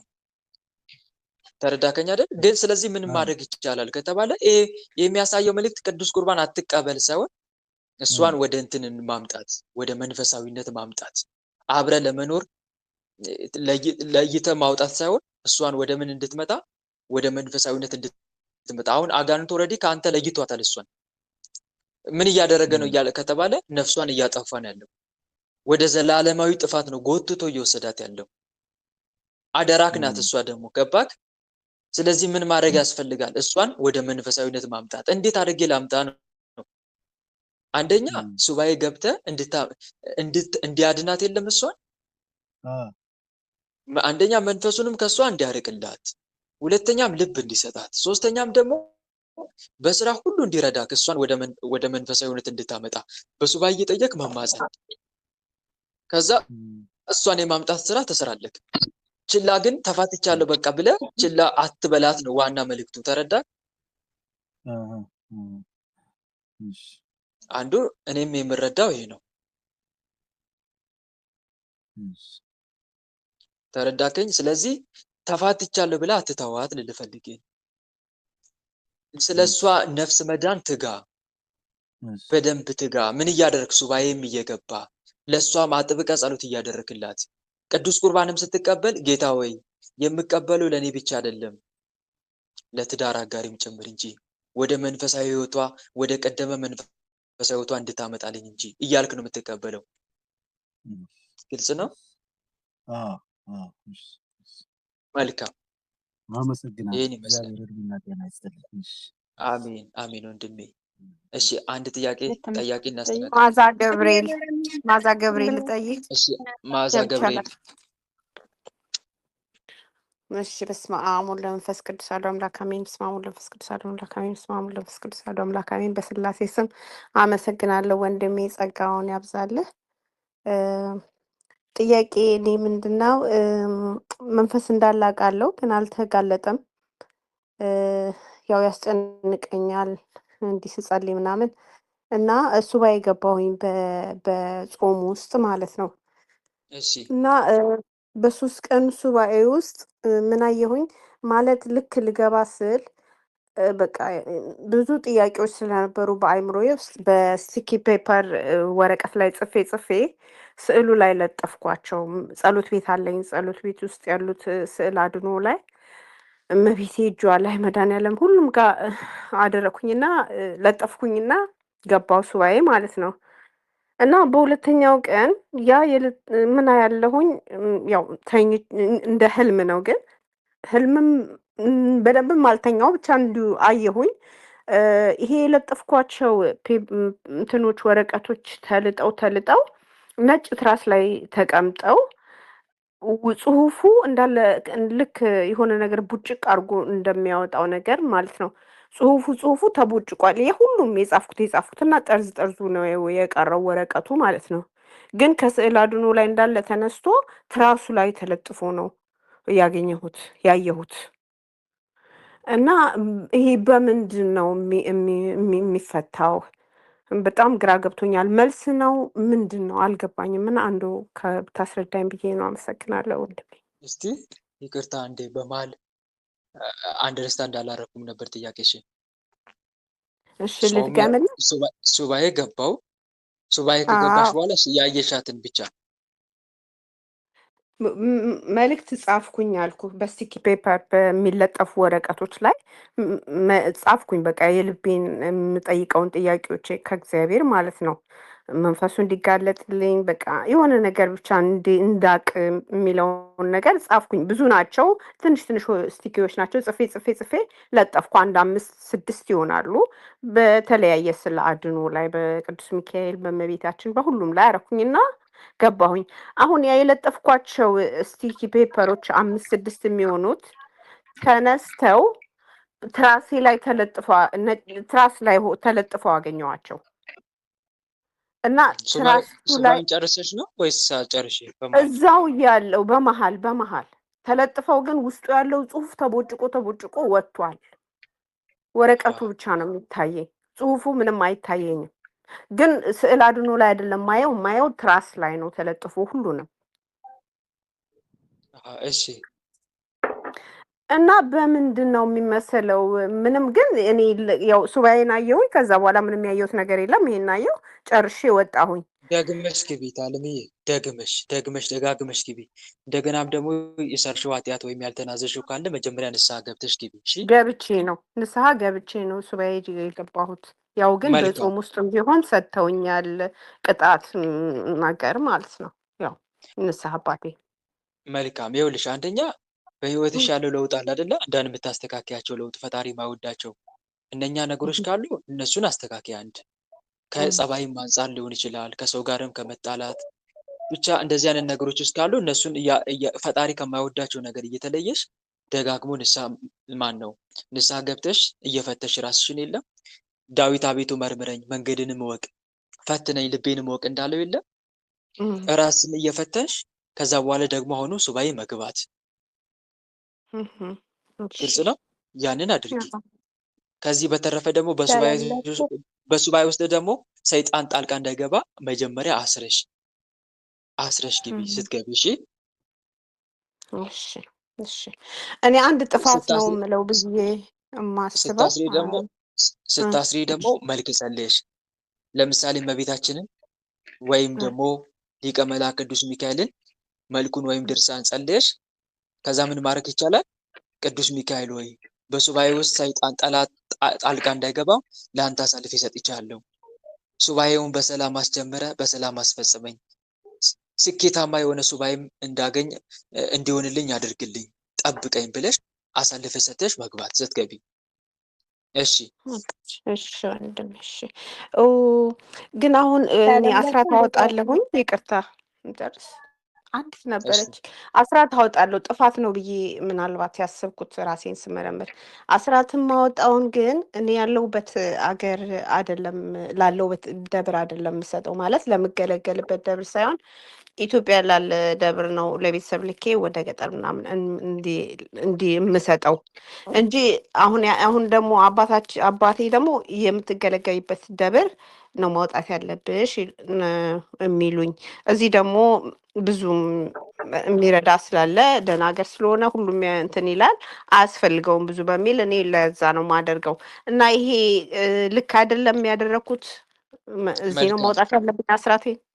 እስቲ እህቴ አንደኛ አስራትሽ በአግባቡ እየደረሰ ነው ወይ የሚለው ጥያቄ ነው። ምክንያቱም አንዳንዴ በቤተሰብ በኩል ስናደርስ ምን ያክል እንዳደረሱ እርግጠኛ መሆን መቻል አለብን። በተለይ ደረሰኝ አለ አይደለ? እኛ ደረሰኙ በተለይ ቤተሰብ የሚያደርስ ከሆነ ደረሰኝ አለ አይደለ? አስራት በኩራት ያስገቡት ያ ቢኖር አሪፍ ነው። አንድ አስራትሽ በአግባቡ እየደረሰ እንደሆነ ለማወቅ ይረዳሻል። ግልጽ ነው። አንዱ ይሄንን አረጋግጭ፣ አስራቱ በአግባቡ እየደረሰ ነው ወይ አይደለም የሚለው ጥያቄ ስለሚፈጥር ነው። ሁለተኛ ሲቀጥል ደግሞ አስራት አሁን ቤተክርስቲያን በገቢ ጉዳይ የተመጣጠነ አይደለም ያላቸው፣ አልተመጣጠኑ ማለት አሁን ለምሳሌ አንዳንዶቻችን ከከተማ ወጥተን ሊሆን ይችላል። ከተማ ላይ ያሉት ደግሞ በአግባቡ ደሞዛቸውን የሚከፈላቸው ቤተክርስቲያኗ ምንም ያላጣች የጎደላት ነገር ላይሆን ይችላል። ሀብታም የሆኑ አብያተ ክርስቲያናት ለገጠር አብያተ ክርስቲያናት ሼር የሚያደርጉ ቢሆን ኖሮ አሪፍ ነበር፣ ግን አያደርጉም። በአሁኑ ሰዓት ምንም አይነት ገንዘብ ሼር አያደርጉም። በዚህ መሀልም የትኛው ቤተክርስቲያን እየተዘጋ ነው? የገጠር ቤተክርስቲያን እየተዘጉ ነው ማለት ነው። ስለዚህ ይሄ ነው የሚሻለው። እኛ ራሳችን ወደን ምንም አይነት ገቢ ለሌላቸው አብያተ ክርስቲያናት የለም ገንዘባችን ገቢ ብናደርግ ይሄ በጣም የተቀደሰ መንገድ ነው። ያ ግን ይኸውልሽ ይሄ የሚሰራው ለተወለድሽበት ቤተክርስቲያን ላደግሽበት የሚሰራው ምን ሲኖር ነው? በቤተክርስቲያን እኩል የክፍፍል እንትን ሲኖር ነው። ተመጣጣኝ አሁን ግን አይታይም እንደዛ። ሁላችንም እንደምናውቀው ከተማ ላይ ያሉት አብያተ ክርስቲያናት ገጠር ላይ ያሉትን ለመርዳት ፈቃደኛ አይደሉም፣ አይረዱምም። ሲጀመር ብትዘጋ የገጠሯ ቤተክርስቲያን ብትዘጋ ባትዘጋ ዞር ብሎ ማየት የለም። ይሄ የታወቀ ነው። ያ ነገር የሚያስተካክለው ደግሞ ሲኖዶስ ነበር፣ ቤተ ክህነቱ ነበር። ይሄን ግን ኃላፊነት ወስደው እያደረጉ አይደለም። ስለዚህ የገጠሯ ቤተክርስቲያን ስትጎዳ ደግሞ የመጀመሪያ ተጠያቂ የሚሆኑት ካህናት፣ የሚመለከታቸው አካል ነው። ከዛ ቀጥሎ ደግሞ እኛ ነን። ተረዳሽ አይደል? ስለዚህ ከዚህ ኃላፊነት ከመወጣት አንጻር ልክ ነን ማለት ነው። ትክክል አድርገናል። ምክንያቱም ቤተክርስቲያን አንዲት ናት። ይቅርታ ማለት ነው። ቤተክርስቲያን አንዲት ናት አይደል? ቤተክርስቲያን አንዲት ናት። በሁሉም ቦታ የሚፈተተው የማን ስጋና ደም ነው? የጌታችን የአንዱ የክርስቶስ ስጋና ደም ነው። ሁሉም ቤተክርስቲያን ማለት ነው። ስለዚህ እዛ ቤተክርስቲያን እየተጎዳ እዚያ ምንም ተደላሎ እየኖረ ምናይ ከሆነ ለህሊናችን ራሱ አይከብድም? ይከብዳል። እኔም እንደሱ አልኳቸው። እኔ ኢትዮጵያ ምልከው እሳቸው ግን ፈቃደኛ አይደሉም። ከሰላተው በባህር ዛፍ የሚያጥኑ በተለያየ ነገር የሚያጥኑ አሉ። እንዴት ህሊናችን እሺ ይላል? ይሄንን እያየን መገበሪያ ስንዴ ዘቢብ ያጡ አብያተ ክርስቲያናት አሉ። ያንን እያየን እንዴት ነው እሺ ላልንስ አይምሯችን ለማስገባት ምንም ላላጡ አብያተ ክርስቲያናት ይከብዳል። ግን ያንን ኃላፊነት ወስዶ ቤተ ክህነቱ ስራውን ቢሰራ ኖሮ በአግባቡ እውነት ነው ለተወለድንበት ላደግንበት ቢሆን አሪፍ ነው። ግን በቂ የሆነ እንደዚህ አይነት ነገር ክፍፍል የለም። ሁላችንም እንደምናውቀው ገጠር ላይ ያሉት አብያተ ክርስቲያናት ምዕመናን ካህናት እያለቀሱ ነው። የሚቀድሱበት እንኳን የላቸውም። ግን እዚህ ከተማ ላይ ግን በጣም ብዙ ልብስ አላቸው እየቀየሩ የሚቀድሱበት። ስለዚህ ይሄ የቤተ ክህነት ስራ ነበረ። በአግባቡ ስራቸውን እየተወጡ አይደለም። ስለዚህ እኛ ምን ማድረግ እንችላለን? እግዚአብሔር ባወቀው ለገጠር አብያተ ክርስቲያናት ገንዘባችን አስራታችን ማውጣት እንችላለን። ግልጽ ነው። እሺ አይ እኔ ጥፋት ነው ብዬ ነበር። አይደለም ሳማክራቸው ያለሽበት ሀገር ነው ማውጣት ያለብሽ ምናምን ስላሉ ከጥፋት ነው ብዬ ነው። አመሰግናለሁ። አስራትሽን ግን በአግባቡ እየደረሰ እንደሆነ ቼክ አድርጊ። እህት ወንድሞች ብትችሉ ይወላችሁ አንደኛ ገጠር ቤተክርስቲያን ያለችውን አካውንቷን ጠይቃችሁ ፈልጓችሁ አገኙ። እሺ የቤተክርስቲያን በአሁኑ ሰዓት ቤተክርስቲያናት አካውንት አላቸው የየራሳቸው። ስለዚህ ገጠር ቤተክርስቲያን የተቸገረ ቤተክርስቲያን ካገኛችሁ ያችን ቤተክርስቲያን አካውንቷን ፈልጉ። አካውንት ካላወጣች ደግሞ አካውንት እንድታወጣ ግፊት አድርጉ። ግፊት ለሰበካ ጉባኤ አመልክቱ። እኛ ከተማ ያለን ልጆች ለዚህ ቤተክርስቲያን አስራት ማስገባት እንፈልጋለን፣ ግን ቤተክርስቲያኒቷ አካውንት የላትም። የራሷ አካውንት እንዲከፈትላት እንጠይቃለን ብላችሁ ግፊት አድርጋችሁ እንዲከፈትላት ማድረግ ይቻላል። ከዛ በራሷ ቤተክርስቲያን አካውንት ምን ማድረግ ይቻላል? ገንዘቡን አስራቱን ማስገባት ይቻላል። ግልጽ ነው አይደል? አደራ መስጠት አይጠበቅብንም። እንካ አስራት አስገቡልኝ ማለትም አይጠበቅባችሁም። ራሳችሁ ማስገባት ትችላላችሁ። ግልጽ ነው። ይህን ይመስላል። እግዚአብሔር ይስጥልኝ፣ ጸጋውን ያብዛል። አመሰግናለሁ አባይ። አሜን አሜን። አለምዬ አሜን። እሺ እህቶቼ ወንድሞቼ፣ ሰዓታችን ጨርሰናል። እንደ እግዚአብሔር መልካም ፈቃድ ነገ እንቀጥላለን። ነገም ጥያቄና መልስ አለ። እግዚአብሔር ቢፈቅድ አርብ ቀን፣ ነገ አርብ አይደለም? ኧረ አርብ ነው ይቅርታ፣ አይደል? እኔ ጥያቄ ያለኝ ወንድማችን። ነገ ጠይቂያለሽ። በቃ ግልጽ ነው። እሺ በቃ አስታውሽኝ። ነገ ትጠይቂያለሽ ብለኛል ብለሽ ቀደም ብለሽ ነይና ማይክሽን ከፍተሽ ጠይቅኝ። እሺ አይ እዛ መልሱ አንዴ ማለት ነኝ። ፈልጌክ ነበር በውስጥ ይቅርታ። አናግረኝ። መልካም። እና ይሄን ይመስላል። ነገ የመናፈሽኝት አለ ከ7 ሰዓት እስከ 9 ሰዓት አርብ አይደለም? አርብ እንደመሆኑ ከ7 ሰዓት እስከ 9 ሰዓት በኢትዮጵያ አቆጣጠር ማለት ነው። የመናፈሽኝት አለ። ራሳችሁን አዘጋጅታችሁ ቸሩ መድኃኒዓለምን እሰርልኝ ብላችሁ ተማጽናችሁ የሚታሰሩን እንዲያስርላችሁ። እናንተ ስለቀጠቀጣችሁ ብቻ አይታሰርም። ታሰር ተቀጥቀጥ ማን ነው ታሰር ተሸኝ ስላላችሁም አይሸኝም። ግን የማንን ፈቃድ መጠየቅ ያስፈልጋል? ማንም ያስረው። ከዚህ በፊት የጌታ ደጋግሜም ነግራችኋለሁ። እራሱ መድኃኒዓለም ነው። ስለዚህ ጌታዬ መድኃኒዓለም የሚታሰረውን እሰርልኝ፣ የሚሸኘውን ሸኝልኝ ጌታዬ፣ መናፍስትን የምታስረውም ሆነ የምትሸኘው አንተ ነህ ብላችሁ ተማጽናችሁ ጸሎት አድርጋችሁ መታችሁ ማሳሰርና ማሸኘት ትችላላችሁ ማለት ነው። ይህን ለማሳሰብ ነው። ለነበረን ጊዜ ቸሩ መድኃኒዓለም ኢየሱስ ክርስቶስ ስሙ ለዘላለም የተመሰገነ ይሁን። በሰማነው ቃል በተማነው ትምህርት 30፣ 60፣ 100 የምናፈራ ያድርገን። የስሙ ቀዳሽ የመንግስቱን ወራሽ ለመሆን ያብቃን። አሜን። ሁላችንም ለጸሎት እንነሳ። በልዑል እግዚአብሔር ፊት መቆማችንን እናስተውል። መላ ሰውነታችንን በትምህርተ መስቀል 3 ጊዜ እናማትብና መርሐ ግብራችን በጸሎት እንስጋ። በስመ አብ ወወልድ ወመንፈስ ቅዱስ አሐዱ አምላክ አሜን። በስመ አብ ወወልድ ወመንፈስ ቅዱስ አሐዱ አምላክ አሜን። በስመ አብ ወወልድ ወመንፈስ ቅዱስ አሐዱ አምላክ።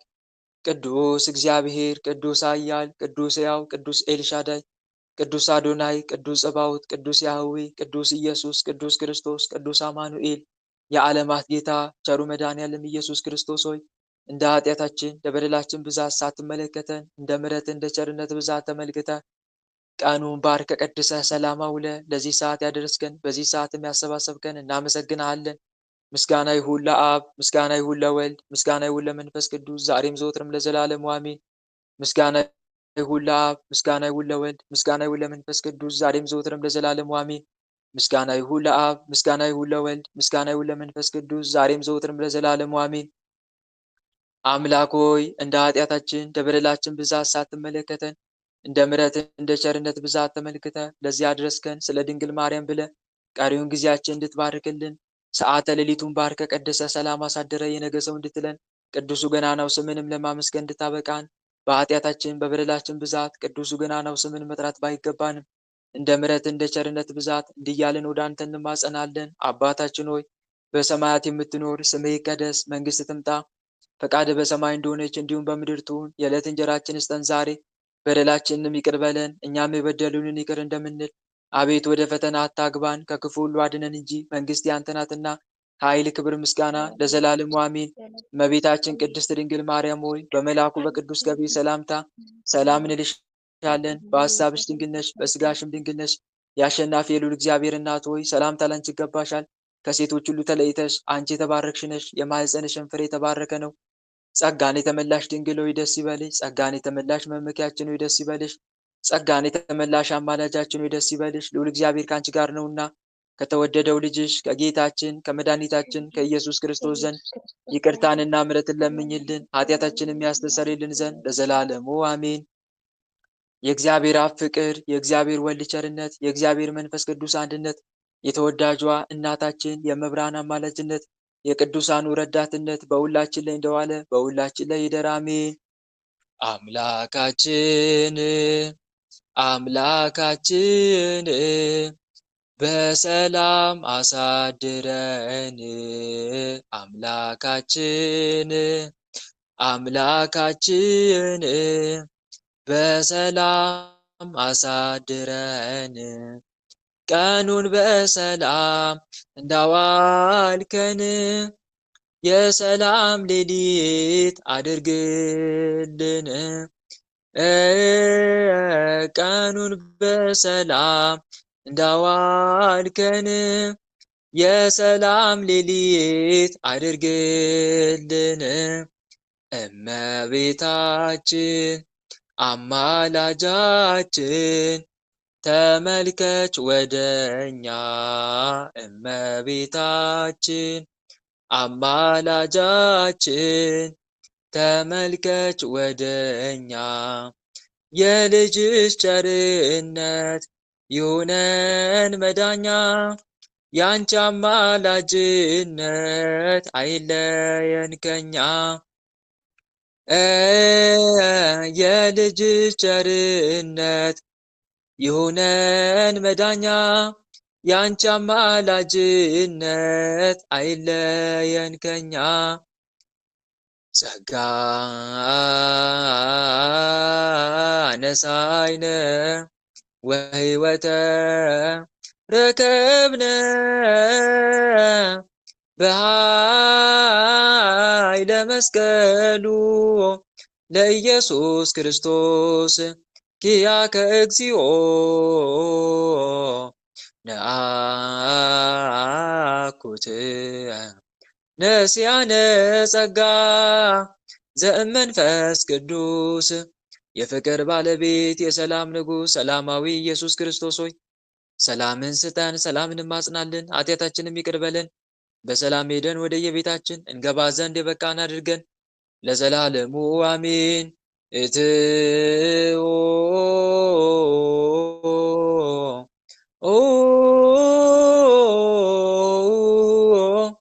በሰላም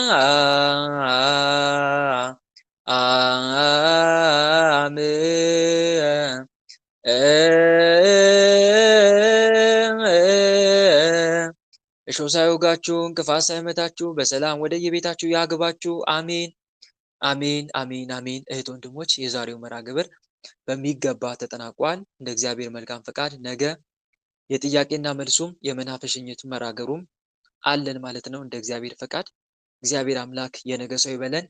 ነገ ታላቁ ሰማዕት ሊቀ ሰማዕታት የሰማዕታት ሁሉ አለቃ ቅዱስ ጊዮርጊስ ዓመታዊ መታሰቢያ ክብረ በዓሉ ነው። የእረፍት በዓሉ ነው። ሰማዕትነቱን በድል ያጠናቀቀበት ቀን ነው። ሚያዝያ 23 ማለት ነው። በእውነት ይህንን ሰማዕት ማን ይመስለዋል? ከሰማዕታት ይህን ሰማዕት የሚመስለው ማንም የለም። ከሰማዕታት ቅዱስ ጊዮርጊስን የሚመስል ማንም የለም።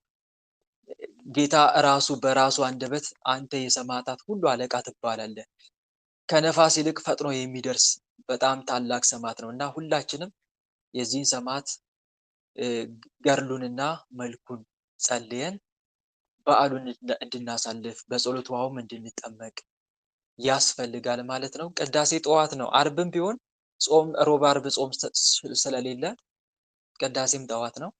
ስለዚህ በዓለ ንግሱን ወደ ደጁ ሄደን ማንገስ የምንችል ደጁ ደርሰን ብናነግስ መልካም ስራ እየሰራን በተለይ ጌታ መድኃኔዓለም ለሰማዕታትም ሆነ ለጻድቃን በስሜ የተራበውን ያበላ የተጠማውን ያጠጣ እያለ ቃል ይገባል። እናም በስሙ የተራበውን እያበላን የተጠማውን እያጠጣን በዓሉን ልናሳልፍ ይገባል ማለት ነው። ይህን ይመስላል። የማረባው የማልጠቅመው ወንድማችሁንም በጸሎታችሁ አስቡኝ። ትምህርቱ ሲለቀቅ ሼር ላይክ እያደረጋችሁ ለብዙዎች እንድታዳርሱ ላሳስባችሁ እወዳለሁ። እግዚአብሔር አምላክ የነገ ሰው ይበለን። ደህና አደሩልኝ። መልካም አዳር።